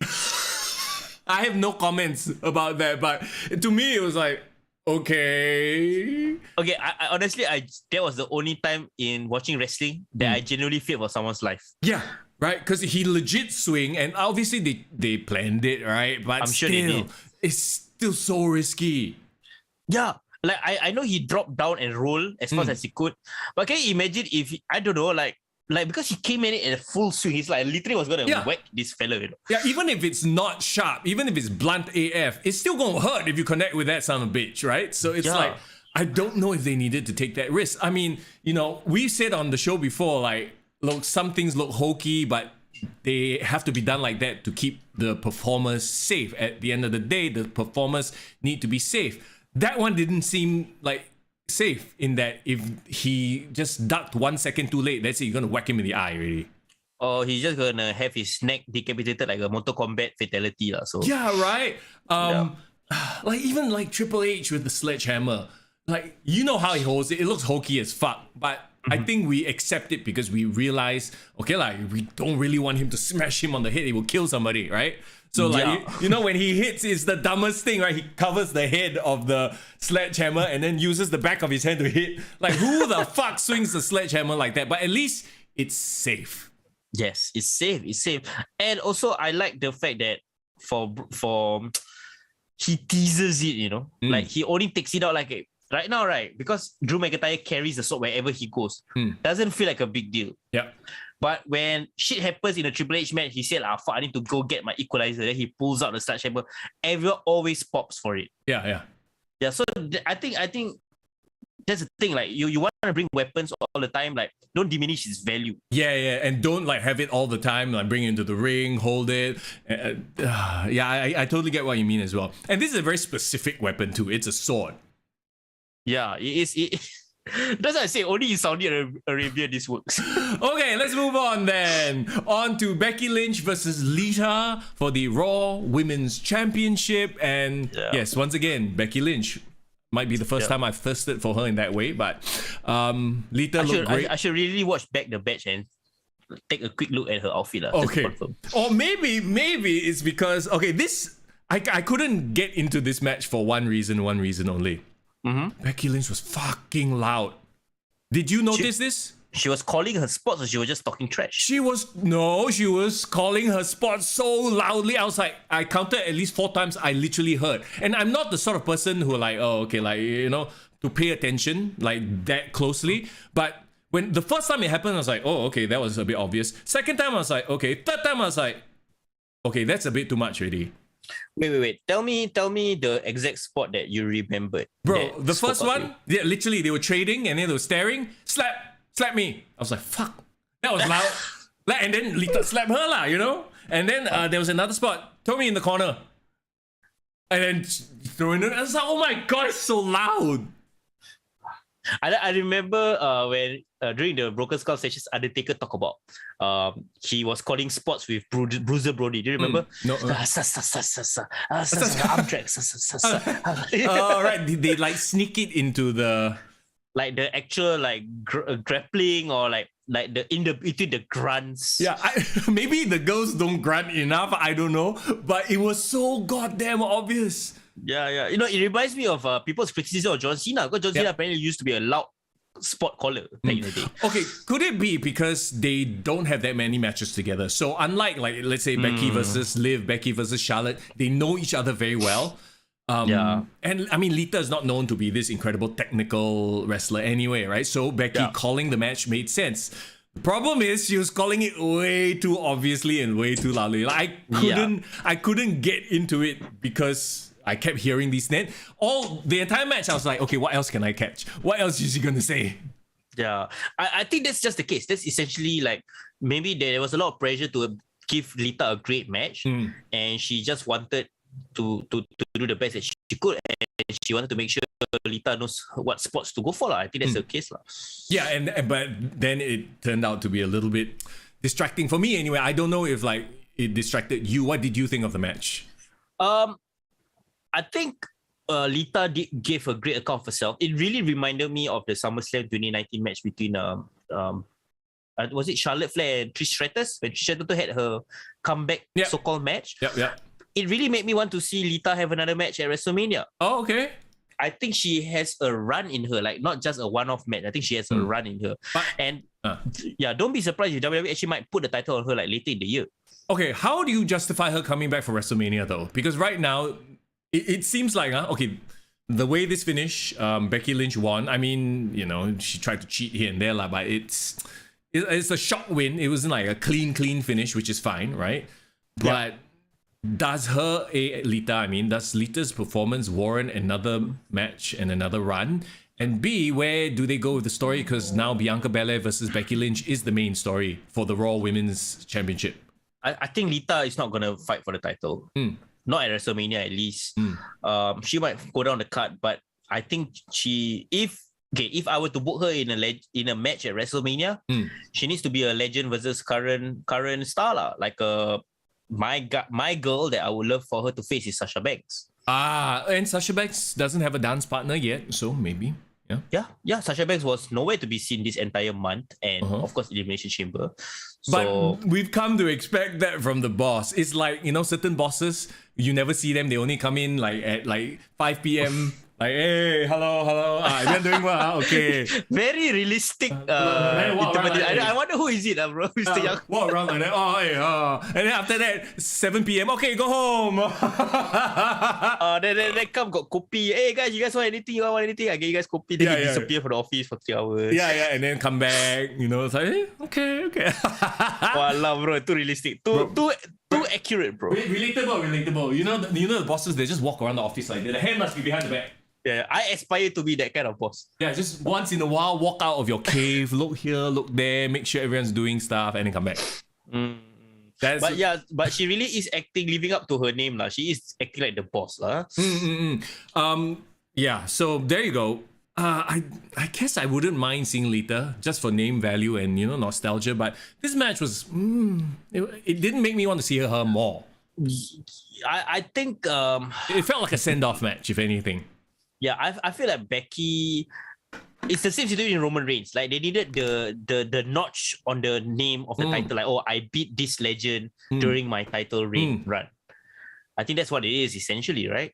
Yeah, I think so. I think so too. It's like what Charlotte did with Trish, and also because it's Saudi, they need to bring a big name, so yeah, they have to cycle through their names. What if Lita's going into the Hall of Fame? Ooh, Lita. No, but Lita is already in the Hall of Fame, bro. Is she? About. Yeah, she did. She was in there in 2014, the same year as Ultimate Warrior, bro. Okay. Never mind then. No, you talk about it before because remember you talk about how sometimes last time the Hall of Fame was so long because the people keep rambling on and on. Mm-hmm. I remember Lita's one was quite a rambling speech. Oh, is it? Yeah, but okay lah. It was nice to see. I mean, I was always a fan of Lita, but Lita of 2000, like she will never be as great as that. Wait, Lita 2000 is Team Extreme or Rated R? Team Extreme Lita in terms of in terms of popularity. Yeah. I mean, who is it that made the promo that I chuckled at? You made all the girls wear their thong on the outside of their pants or something. That was a damn funny line. That was Becky Lynch. Oh, Becky, yeah, I laughed at that because it's so true. I remember, I told you this story 1,000 times. Clubbing, I go out clubbing, I see all the girls, the thongs sticking out of the pants. I'm like, woo, that was the heyday of my clubbing days, bro. So this was 2000s lah. Yeah, I was like, cannot be like, I don't know, maybe this was a trend elsewhere, but I noticed this a lot because I had the wandering eye back in the day. Who else in pop culture had this thong thing going on? It wasn't only just Lita. Maybe it was like skater girl, skater boy culture as well. Okay. I don't know. Yeah, but I clearly remember it was Lita that was like the only girl I saw doing this. Yeah. I wish I was of age at that time to check all these Minas doing it because clearly the Minas are all high class, not doing this shit right now. So. What the fuck? Let's move on. The Usos. Okay, well, this match didn't even fucking take place. I don't get it. Like, they literally, before the main event, they played a bunch of video packages, right? The Undertaker one. Who else? There were a few video packages. Seth Rollins. Why did they play a Seth Rollins video package instead of letting these guys have a match? I feel so bad. Oh, Ray. Okay, your match is over. Bro, they travel how many hours to Saudi Arabia just to take that? Hey, maybe for them it's good because they get paid the same, I'm sure. Bro, if I tell you right now, bro, I'm gonna pay you $200,000 to go to Saudi Arabia just to take a front spear bump. Will you do it? Hell yeah, 200,000. Let's go, bro. Let's go. That's essentially what probably the conversation that they had. They're like, Warriors, like, you gotta go to Saudi Arabia, but you're just gonna take a bump. Huh? What? I'm gonna give you more money than you've ever earned your entire year this year. Okay, let's go. Yeah, right. They probably go on tour and like see the sights and stuff like that. They play with the sword, the sword dancing. Oh god, yeah. Drew probably had the most fun with that. But other than that, I mean, they're probably going to do this match on SmackDown. So, do you really care about this match though? No. Yeah. The boss, the booker, whoever booked this show probably thought the same thing, exact same thing. So, okay, let's just have them do a run-in, beat them down. So, at least you protect the Viking Raiders. Yeah, I think it's smart because clearly nobody wanted to see this match. Nope. So Raiders have been booked so poorly that nobody gives a fuck. Yeah, so like I think it's great that he just moved on from this. So yeah, let's just move on. I just feel bad for Eric and Ivar. Anyway, okay, main event time. Elimination Chamber. Here we go. Bobby Lashley, AJ Styles, Austin Theory, Riddle, Seth freaking Rollins, and Brock Lesnar. Okay, I know you have a lot to say about this, so go ahead, take the floor. Oh man, it's not really much to say about this, bro. Everything was great, honestly, until there's two things. What's up with that whole concussion storyline? Okay, from what I've read as well online, Bobby has been dealing with a shoulder injury, and like his match at the one he had the match with Brock. What was that? Rumble. Yep. He was working shoot injured already. So this surgery, the time off is overdue already. So that's why when people think or say that they thought he was legit concussed, I don't think so. I think it's just a storyline. That's a storyline, yeah. Don't you think, bro, did he get injured in the match itself with Brock? Because he was taking Germans and he landed on his shoulder a lot. Didn't you see? Yeah. I think it's probably a combination of both. Like, he probably had the injury already, but he still went into work. nonetheless. And then it got aggravated to a point where he can't even do anything in the chamber. So it's like, okay, just take this weird bump, knock you out. We'll say it's a concussion, and then you can take some time off. My problem with the match was, okay, if that was a storyline that they wanted to play off in the match, they did that weird ass thing, and the cage glass hit Lashley, then he got injured, blah blah blah. So that was okay. So now they have an excuse to take out the champion, right? Yeah, and also it doesn't make him look bad. It's like, oh, it was an accident, and authorities are preventing him. So it gives him down the road the valid reason to come back and say, actually, I didn't lose the championship, because technically he didn't lose the championship, right? Yeah. So now they're saying that she's going away for surgery. Does that mean? I mean, he's gonna completely miss WrestleMania? Yep. That is very sad, because like he's one of the pillars of a Raw this last year.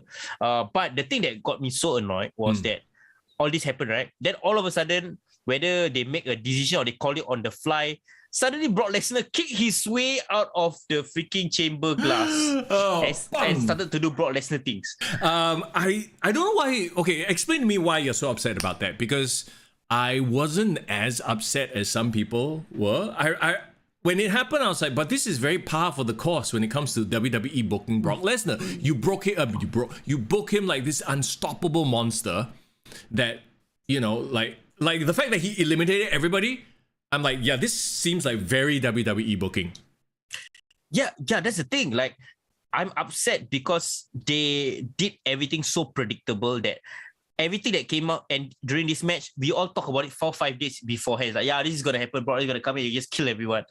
And like, I just wish that that might be the predictable thing, but that's not necessarily the best thing in terms of giving us a great entertaining match.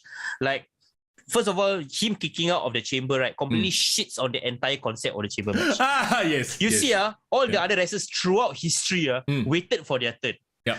This fucker, I feel like just fucking kicking, like in storyline purposes, I just gonna kick out for no reason. There's one. I believe there's one. Somebody damaged a cage, so the pod, so he got out earlier. I forget who, but I know. It's in my memory somewhere. Somebody did this before. But he cock up, is it? Don't know if it's cock up. I think it was a cock up. The glass broke by accident, so he just fucking entered lah. You know, bopian. I have to. I think I remember. You know what? It's the Intercontinental match. Intercontinental title match. Mark Henry or something like that. Yeah. So it has happened before lah. But okay, I see your point as well. The thing is, okay, I do not know whether because of the injuries storyline that Lashley went through, then they are like, okay, this was always the plan for him to kick out because of this. Yeah. Or they decide on the fly like, oh, okay, let's not buy time anymore. Let's just let him go out.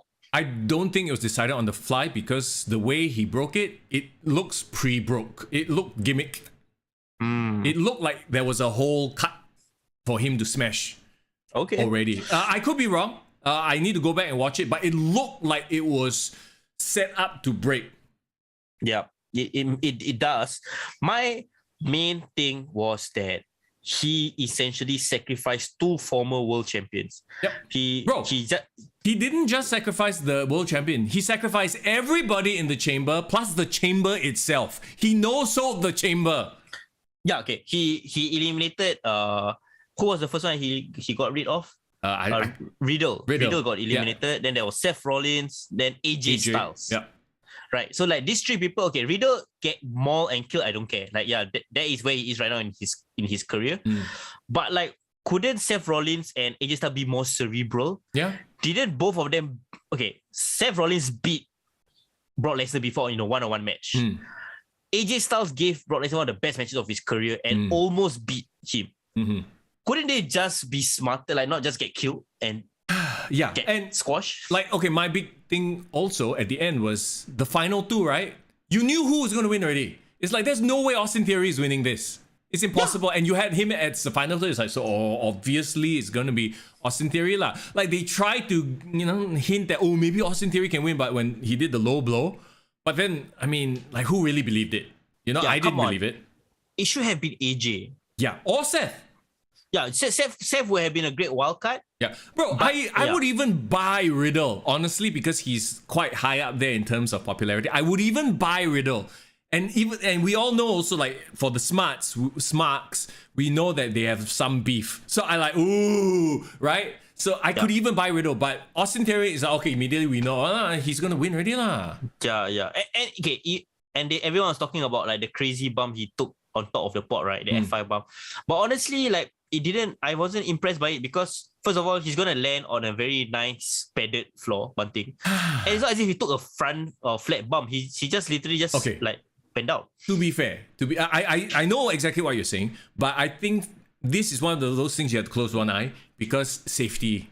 Like the original, like we remember the Elimination Chamber when it had the metal grating floor, right? Well, that one, you land on that shit, is gonna hurt. Yeah. You know what would have been a more spectacular F5 move that he could have done? On the top of the pot, he F5 and slam him fly into the chain, then he dropped. Oh my god, but that would hurt. What? And if you get it's done for safety. Yeah, it's clearly for done. Clearly. But what I'm saying is like, especially after AEW, where Cody took a cutter from the top of the ladder and fell how many feet and did a flat bump. Yeah. Like it's not as impressive as people thought it would be. And WWE, that was they were riding on this one moment to essentially sell this match. Yeah. Maybe he could have F5'd him into the ring. I don't know. But outside is supposed to be more dangerous, so it would have looked better. But yeah, I know what you mean lah. I tried to, when I looked at it, I was like, okay lah, I have to forgive them for that because you can't very well have him try to front bump on, even though it's not padded, even though it's not the chain link, it's still a dangerous bump. Yeah. I was just looking. Irvin suddenly sent a whole bunch of messages. I'm just reading through it. Yeah, Brock on Pat McAfee's show, right? He randomly broke Pat's table. Maybe it's his new gimmick. He just breaks shit. He just doesn't give a fuck. Yeah, no, but you watched the entire interview? No, I didn't. Because actually, like, honestly, that was the best, most in-depth interview I've ever seen Brock give. And so honest, I think because Pat and him have a great chemistry or energy, like he feels comfortable around him. But he essentially is at a point in his career where he is just enjoying himself. Yeah. And the crowd doesn't hate him as a character or as a guy. Everyone loves and respects him. Everyone think he's awesome. He should be in his spot. But I think we are frustrated because WWE feels like he needs to sacrifice the entire roster just to make him big when he doesn't need it. Well, and here's the thing. So when Roman Reigns finally beats Brock, and look, man, there is no way Brock is winning WrestleMania. That, like, it makes no sense for that to happen, right? I would be very upset if that happened. I think the end goal is to make Roman Reigns the guy, crown him the unstoppable, indestructible by beating Brock Lesnar. And I think that's where they're going with it. And that's why it's okay for Brock to come in and destroy everybody, because Brock needs to be the ultimate destroyer, untouchable, so that when the person who finally beats him, that person gets that rub. And then Brock can go back to, hunting and fishing and whatever the heck he does, lumberjacking, being a Viking. Yeah. No, okay, I don't mind. Clearly, the angle is to make Roman the unstoppable number one guy in the whole industry, blah, blah, blah. Double champion. I think that's going to be his new gimmick going forward in this new year, right? Yep. I'm just saying is like, who is going to be his dance partner next? Whoever it is, hopefully they can build them up in credibility. And just by working with Roman, will get the rub, right? And you think about it from a money perspective as well. Like USA is probably telling WWE, fuck, we want some of this Roman Reigns rub also, right? Yeah. So have him as a double champ. He shows up on Raw and SmackDown. Yeah. Seems like that's gonna be the case going forward, lah. I'm just thinking about the main event roster. They have great, like, I think main event caliber wrestlers like AJ Styles. I think Seth Rollins, even Randy Orton can go back up there. Over on SmackDown side, I know they have completely destroyed Big E. But honestly, I think Big E should still have been a main eventer. Yep. But other than that, like, they need more main eventers, and they need to have their main eventers being strong. Yep. Because right now, Randy Orton, I don't see can defeat Roman Reigns. But the Randy Orton, I know he can be the legend that is Randy Orton, should pose a threat to Roman Reigns. Oh yeah, he might like come very close and play mind games and stuff like that. But he's busy trying to build up Riddle lah.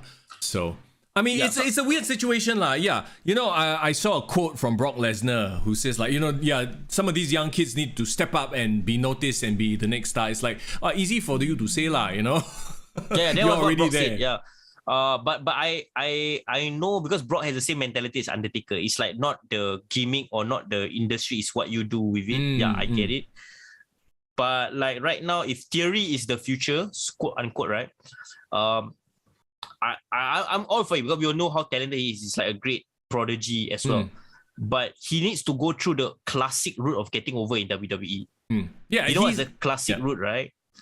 Like win a big cut title first, IC or US title first, then have win a Royal Rumble, road to WrestleMania. Like that, I don't mind. But like, don't hotshot him suddenly. Okay, he in this chamber is like Randy Orton in 2003 with Triple H in the chamber. Right. Well, not ready yet. Technically, you could if he hits with the crowd, but I don't think he's hit with the crowd yet in that way. Nah, not that. I don't know anything about his personality, his motivations. But he's so young though, so yeah. Irvin says Brock did stuff outside of the WWE to build his name. That's exactly it. So WWE right now, like a lot of corporations, they just want to leverage on people's names.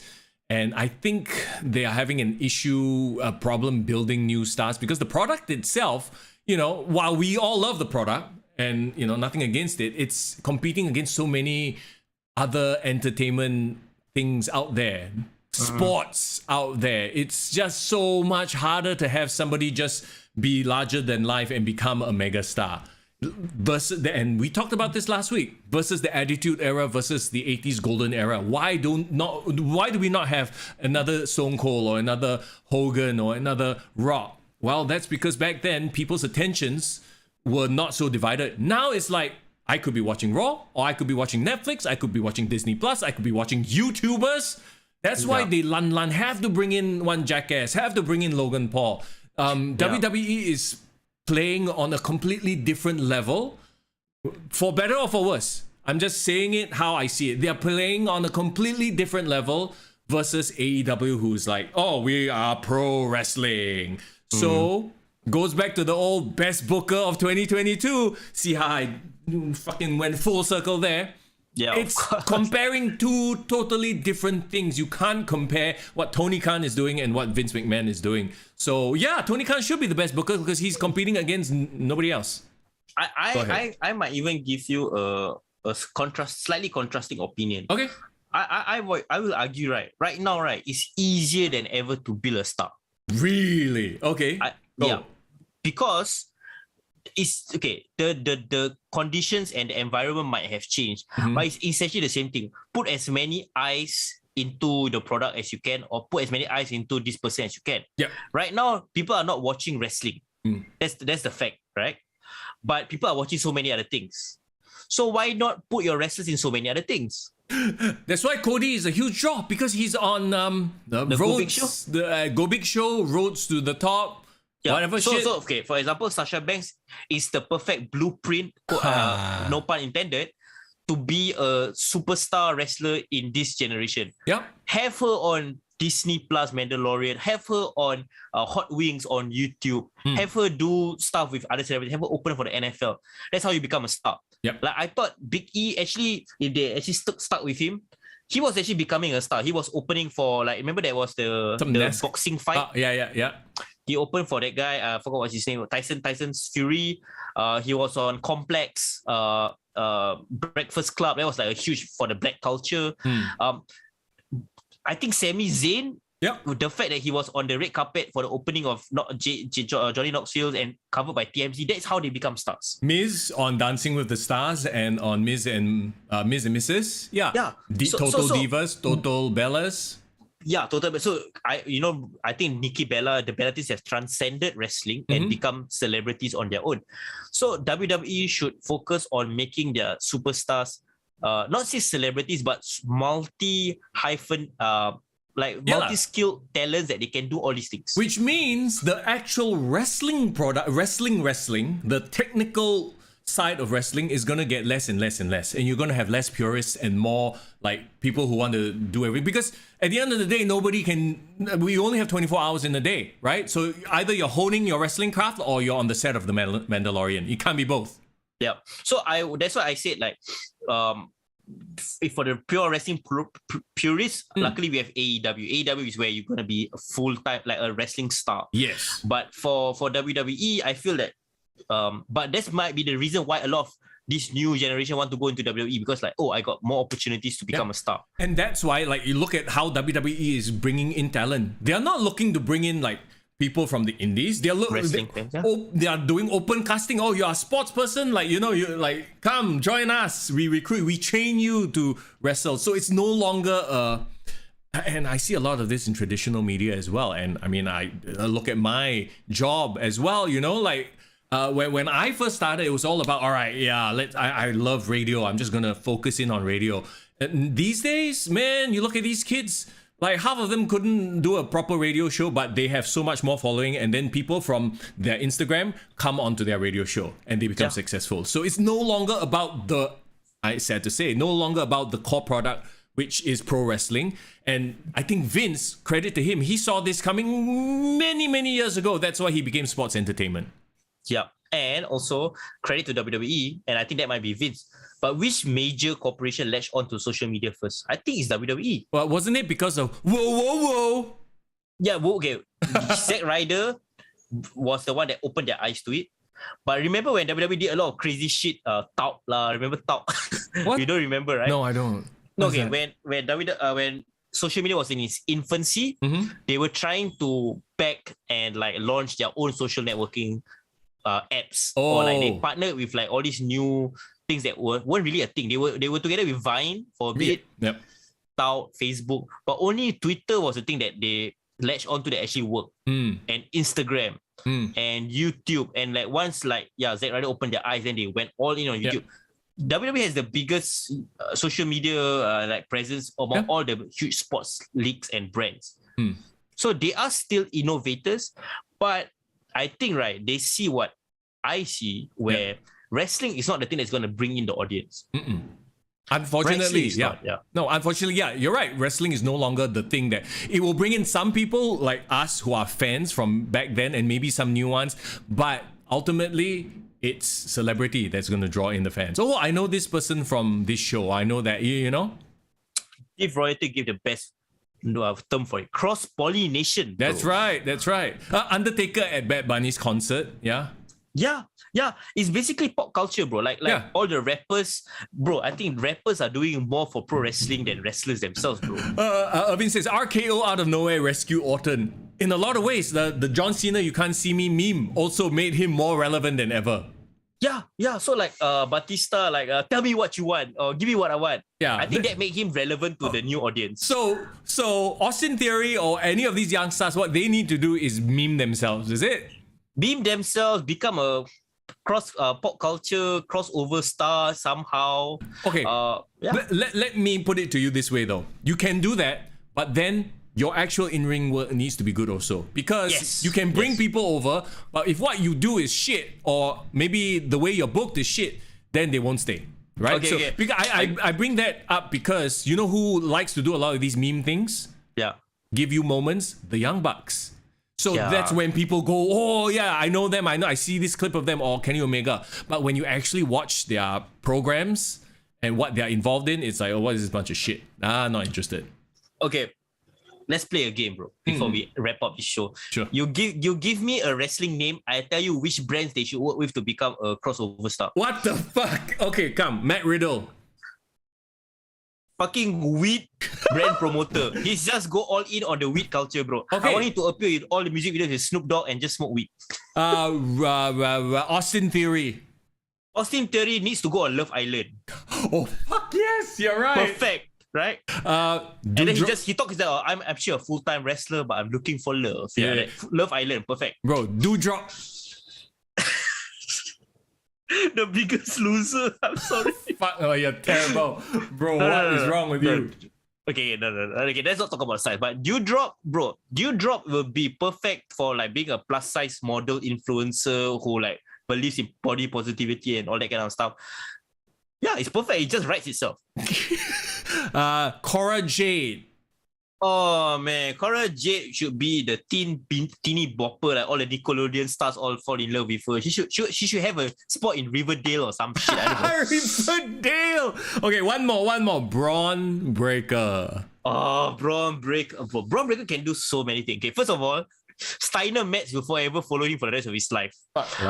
I want Braun Breaker to appear on a YouTube Wired challenge, like explaining, like YouTube explain. There's an explainer series, where like like astronomer reacts to Armageddon movies. Yeah. Or like CSI detectives, real life CSI detective react to that kind of thing. So like you can hire Braun Breaker and make him like explain shit in a wrestling way. Okay. Yeah. Well, so I think, right, WWE, what they need to do, right, is hire like really creative people who can like meme their wrestlers, put them in very funny spots like Comedy Central. Yeah. That's the way to use these wrestlers. Yeah. So, like I said, the funny thing and the sad thing is none of it has to do with getting better in the ring, does it? Yeah, it doesn't. Like snap into a Slim Jim. That has nothing to do with Macho Man's ring ability. No, but everyone remembers snap into the Slim Jim. Yeah, okay, but that's why you're right. You should, by minimum standard, be a great wrestler. Then you can get these opportunities. Yeah, and well, that's the WWE machine for you right now.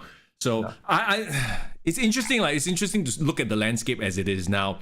Both coming from a media perspective as well as a fan perspective also. Yeah. So, okay, let's put a bow on the Elimination Chamber. All in all, like, there's very little you can say about the wrestlers themselves because they do like all of them are there for a reason. They can do it, right? It's just where the storyline is going, whether we like it or not, whether we enjoy it or not. I know you weren't a big fan of Brock, but I see it more of a yellow. It makes sense, and that might just be the problem with the WWE. Too much of it is way too predictable already. Oh, yeah. We know the end goal. Yeah, Brock versus Roman, we know that's going to happen. That's the big money match. And we all know Vince loves the once in a lifetime or first time ever match. So it's the first time title unification at WrestleMania. Makes sense. Maybe where they can be creative and do shocking moments is post WrestleMania, like Survivor Series, Royal Rumble. Maybe that's where they can get more, wild, I'm just curious to see how are they going to pad out the card. Like, clearly we know the main event has always been set. Yeah. We know the women's title, who's going to fight who. Yep. But I want to know what are they going to do with AJ Styles? What are they going to do with Edge? What are they going to do with Team RK Bro, like New Day, like the rest of the roster? Because they also deserve the spotlight. Yeah, we'll see once that happens. And, WrestleMania, they try to involve as many of their main talents as possible. So, we'll see how it unfolds. Yeah. One person that I do not know whether he's going to appear in WrestleMania, but somehow we hope it would be awesome if he does. Cody Rhodes. Oh, okay. So yeah, that leads us to the next topic, and I mean we've already the final topic. I guess. We're almost at 2 hours. My God! But then again, it's Cody, right? So the big news. Thank you, everyone. I guess for still sticking around. Absolutely, we appreciate that you're keeping us company. By the way, hey. Do us a favor, if you haven't already, hit that like button, hit subscribe on the YouTube, and yeah, we appreciate that. Okay, yes. Cody Rhodes. So he very quietly left AEW, and then they put out the statements, right? Yeah.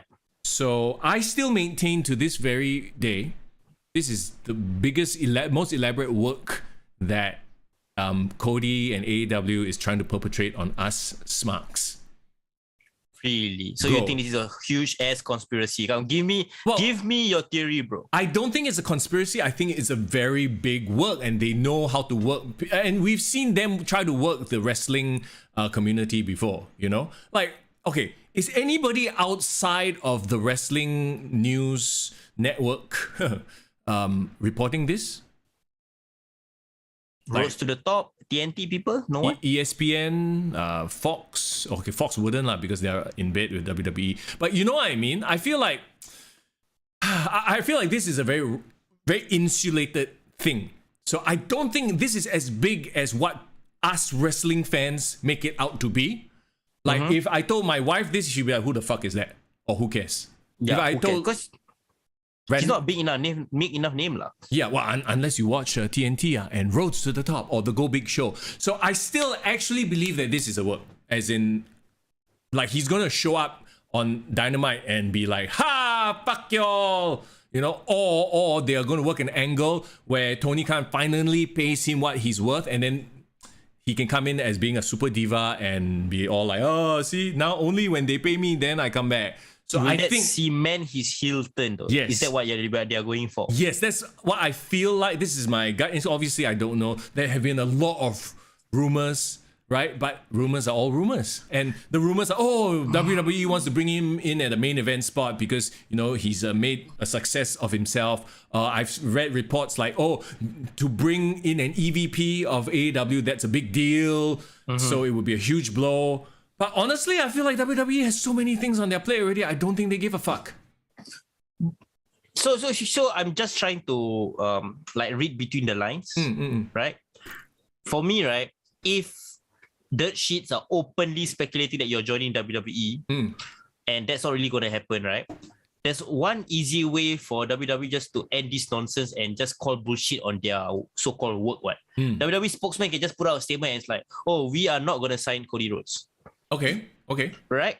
Because essentially, isn't this slander that they keep bringing WWE, their name? No, but why do they even care? Like, my argument is this is so under their radar, so not relevant to them. They're like, no need to even give them any attention. Because, this is always like the mentality, right? If you are the bigger company, you don't acknowledge anything that the small company is doing. They don't exist. So in this case, that's what I feel WWE is doing. I'm sure people are talking, but they're like, I don't care. It's more important that we talk about Undertaker going to the Hall of Fame or WrestleMania main event or whatever. Why should we even give this any publicity? Because the second you say, we are not signing Cody Rhodes, then people are like, Cody Rhodes, what? Then you lead them down the path towards AEW. So my takeaway is like, they don't care. Okay, fair enough. I would say right now, I can't be sure. It looks legit. You know, I also write freelance with Sportskeeda, right? So I get like all this insider information on like the contract situation, blah blah blah. And did you realize or do you know that actually Kenny Omega has come out with an interview recently with Dave Meltzer? Yep. Where he talked about the experience and how actually they have very separate visions from Cody Rhodes, because Cody Rhodes apparently is the one that was been instigating for a WWE versus AEW battle, but the rest didn't really was up for it. Or they didn't really care. They just wanted to have another promotion. So what you're trying to say is Cody Rhodes is actually the one with the sense and sensibility to do a proper pro wrestling show, whereas Kenny and the Young Bucks are just there to have their own little indie mud show fun club. I don't know whether it's that or whether it's like Cody Rhodes is the one that want to stir shit with the opposition company, always calling them out, where Kenny Omega and Cody Rhodes just wants to just have their, like you say, exist in their own world. Yeah. I really do not know, but I think it's very obvious that Cody Rhodes was never really part of the clique. No, he is like not part of the elite for sure. But or that's what they are trying to make you think. Because Bullet Club essentially are great workers. They like to, not great workers, but they like to work people, right? Yeah, exactly. They like, this is, maybe they just sat down and look, let's pull off the ultimate work where we work the wrestling media and just feed them this, story of how he's left, blah, blah, blah. They have tension. And maybe there is tension, who the fuck knows, right? But at the end of the day, I don't believe that Tony Khan didn't have enough money to bring him back. Okay, on a scale of 1 to 10, how certain are you that he will not appear at WrestleMania? How certain am I? Oh my god, is this going to bite me in the ass? Do I have to put up a bet? Yes, put it out, man. Put it out then. Okay, I say 9. I'm a 9 that he won't come back. Okay, I would say that it's a 6 that he won't come back. Oh, so technically you're still leaning towards he won't come back lah? Because it's a 6. I'm still leaning towards he won't come back. But I still think for sure that he's actually not signed with AEW and like he's really left. Okay. Like officially he's already left the company. So I hear what you're saying, and on a scale of 1 to 10 in terms of did he leave and piss people off, I actually can believe that. Like but him returning to the WWE, I'm like not so much even, right? Especially after all the bridges that he burned, all the shit that he stopped. Okay, not just that. I mean, Vince will gladly bring anybody back if it can make him $1. But you are telling me that Tony Khan, Mr. Moneybags himself, couldn't find the money to retain Cody, and that same amount or more, obviously, right? Right? WWE is willing to shill out for Cody? I don't think so, you know. Okay, I don't think that he doesn't have the money. He clearly has the money. Yeah. He just I doesn't think want he's to pay. choosing not to spend the money on Cody. So, because- whatever this amount is, then it must be quite high. So, do you think the WWE sees that Cody has that value? I don't think so. Okay, first of all, the reason why, according to the reports, why he quit was because he wanted to be paid the same amount as the top earners like CM Punk and Chris Jericho. That's number one, man. He wanted to resign. Yeah. Secondly, he wanted to retain some of the creative control. Like he used to be one of the main bookers along with Tony Khan and the rest, but now it became the Tony Khan show purely. So he actually was more affected by his loss of booking power because he thought that being a booker was his way to pay homage to his dad. Yeah. That he was a booker in WCW and he also had to be a booker in AEW. Yeah. So now he realized that he's losing a lot of his power. He's not being paid like the top guy. He doesn't see value. Like his value has been diminished so much that he starts to like, okay lah, then maybe because they said that he has been in contact, his lawyers have been in contact with WWE officials. Probably WWE gave him a huge payday. Probably asked him to like, okay, wrestle a one and done match.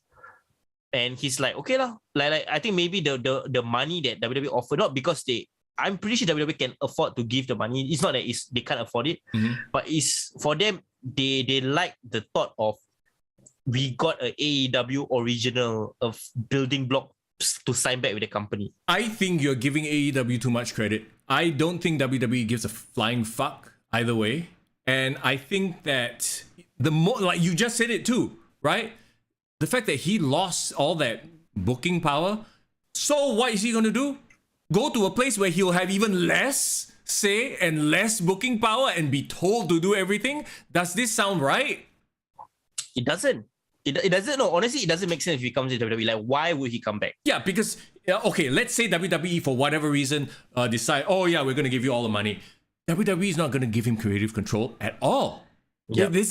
We know that's an impossibility. Writers are going to be down his neck, and we know that he loves doing his fucking ridiculous promos and whatever, right? So you think and most he's going to be a upper mid carder. He's not going to be a main eventer. He's not going to be mixing it up with Roman Reigns. So honestly, you think that Vince McMahon will let him beat Roman Reigns or Bobby Lashley? Exactly. No, right? So that's why I'm like, I don't think he's... Maybe I can buy the one and done as well, but if anything, he comes in one and done like Sting, gonna drop out. Okay, what if... My prediction, he literally quit AEW. Yep. He just wrestled a one-off match towards WrestleMania, but then he actually comes back to AEW a later part of the year. I don't see. If anything, what he's doing, and we all know how he and his wife love to go into business for themselves, right? He's just trying to up his value by creating this bidding war that doesn't exist. So who say Cody will open a new wrestling promotion? Oh Jesus Christ! The Cody Rhodes Wrestling CWA. Oh God! Didn't Braun Strowman and EC3 do it? Apparently so. Apparently Control Your Narrative is actually a legitimate company and they apparently have a television deal. And their new head of director, whatever shit, EVP, Cody Rhodes. What if Cody Rhodes controls his own narrative? Oh, fuck lah. Everything that has happened with Cody in the past few years leads me to believe that his ego will not, or maybe his wife, more like, will not let him go back to a place where he has no control at all. And I don't think they are like hurting for money also because they already got that TNT payday from Tony Khan. I don't know what's going to happen with Rhodes to the Top and all that. That's why all this leads me to believe this is just a work. And he's just creating this artificial buzz for something that doesn't happen. And he's in contact, he's friendly with all these fellas, all these he's too much in bed with the TNT deal and the whole AEW, right? It does, to me, it doesn't make sense. And look, prove me wrong, right? If he shows up on WWE, fucking Stardust shows up, I'm like, oh, okay, really? Wow. Didn't think you would do that. But I tell you, polka dot man, like Dusty Rhodes. Do you think he will really do that? Seeing what he's done in the past few years, seeing how full of himself and how much he believes in his, hype. Okay, you know one thing about the report that I really enjoyed, that I actually laughed out loud? Brandy Rhodes said that she's not gonna go to WWE because she still wants to become a champion in a promotion one day. So okay, you get what I'm hearing? Yeah. She wants to leave AEW because she knows she's never gonna win the women's title in AEW because she sucked too bad. Yeah. And WWE for sure is not gonna make her WWE champion because she also can't handle it the rest. And she's almost 40. Yeah. So she just wants to win a titles anywhere. Anywhere would do. Even in Impact also. Oh, so Impact, all Impact confirmed. Brandy Rhodes to Impact. Let's go. Yeah, okay, I don't think honestly, they probably won't even let her win it in the Impact. I mean, come on, isn't the Impact champion freaking Mickey James, and they have like other talents there as well? And they have Gail Kim, who actually is the head of talent for the women. So I think they have more respect than that, lah. Look, the only way that will happen, they create their own promotion. So there you go. A promotion of two, Cody versus Brandy, and then Cody will lay down for Brandy. Bro, that one is a sex video. That one different. Okay, wait.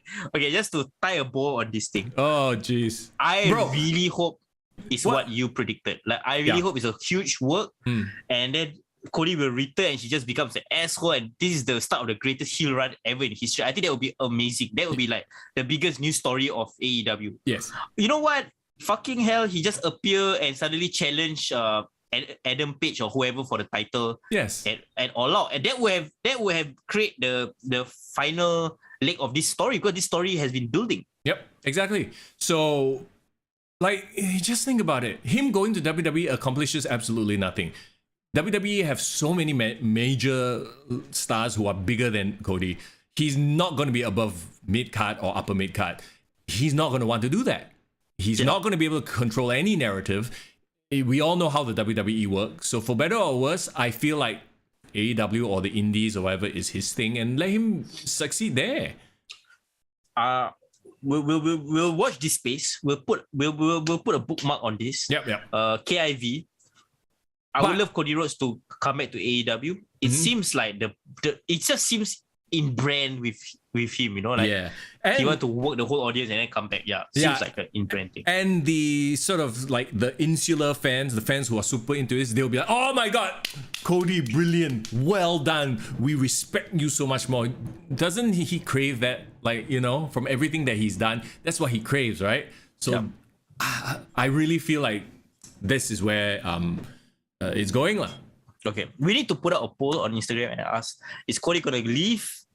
Is he gonna appear in WWE? Is he gonna stay in AEW? I think I will let the fans decide lah. Is this if anything, he's generated, you know, talking points amongst the WWE fans. I mean, not WWE. Sorry, the wrestling, the smart fans. Oh, I have a plane flying by. Oh, I can hear it. Wow. Air show things. But go ahead, put a bow on this. Yeah, so I think overall Saudi Mania wasn't as great as last year's Crown Jewel, my opinion.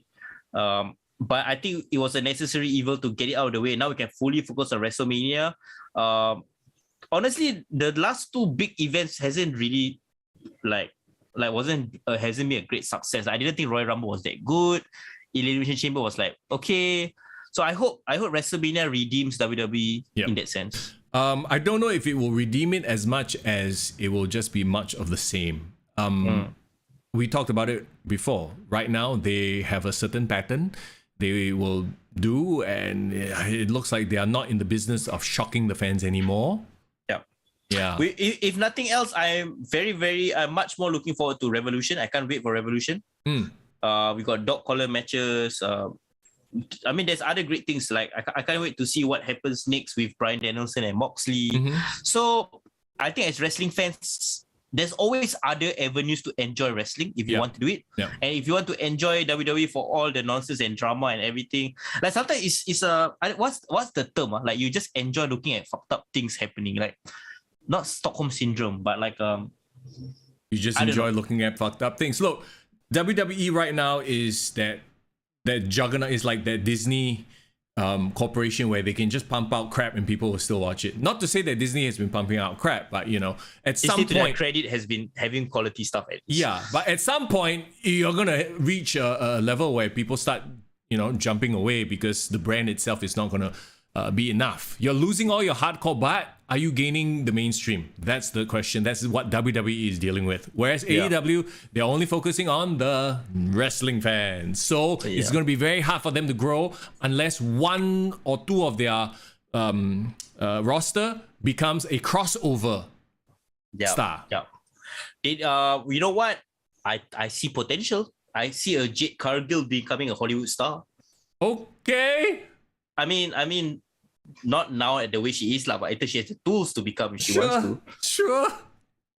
Yeah, but hey, you know what? At the end of the day, it's all about putting eyes to your product, right? Yep. So they're gonna do whatever it takes to do it. So All the best to them. Anyway, everybody, thank you so much for hanging out with us. We've hit the 2-hour mark. We've crossed it quite a while ago. So we appreciate that you're spending your Monday afternoon with us. I'm going to go grab some lunch because I haven't had lunch. I am starving. I'm fucking hungry too. I can't wait. Okay, so next week we'll be back. More wrestling to talk about. As always, we'll keep you updated on our socials. Follow us on Instagram, Facebook. Kick to the Gut. If you haven't already liked and subscribed, do so on the YouTube. Please, if you can, and only if you can, check out our Patreon page as well. Different tiers with different benefits. You can go through it. We won't go through the whole spiel here, but we want to give a big shout out once again to The Shadow and Div Royalty. Of course, our Patreon supporters. You can see their names right there on the ticker. It's part of the second tier of support. Of course, we appreciate that you're here with us. That gives us support as well. And on the Discord, come join in the fun and chat and talk wrestling. Yeah, man. You guys, at the end of the day, we are all here. We're all wrestling fans. And this is a safe space for you guys to talk about wrestling. Please share on Discord whatever news that you guys have. It really helps with the show. Next week, AEW Revolution preview. That's the week leading up towards it. Yeah, it's going to be interesting to see what they put up before WrestleMania. Yes, this is the one technically final wrestling pay-per-view before WrestleMania. So can AEW do an awesome, critically acclaimed show? Oh, we got a bit of lag right before we finish. That's okay. It wouldn't be a show without some lag, without some stuttering. So with that said, thank you so much for hanging out. We have some bonus content coming your way very soon. I'm very excited. We can't tell you that much. Akan datang. We'll tell you.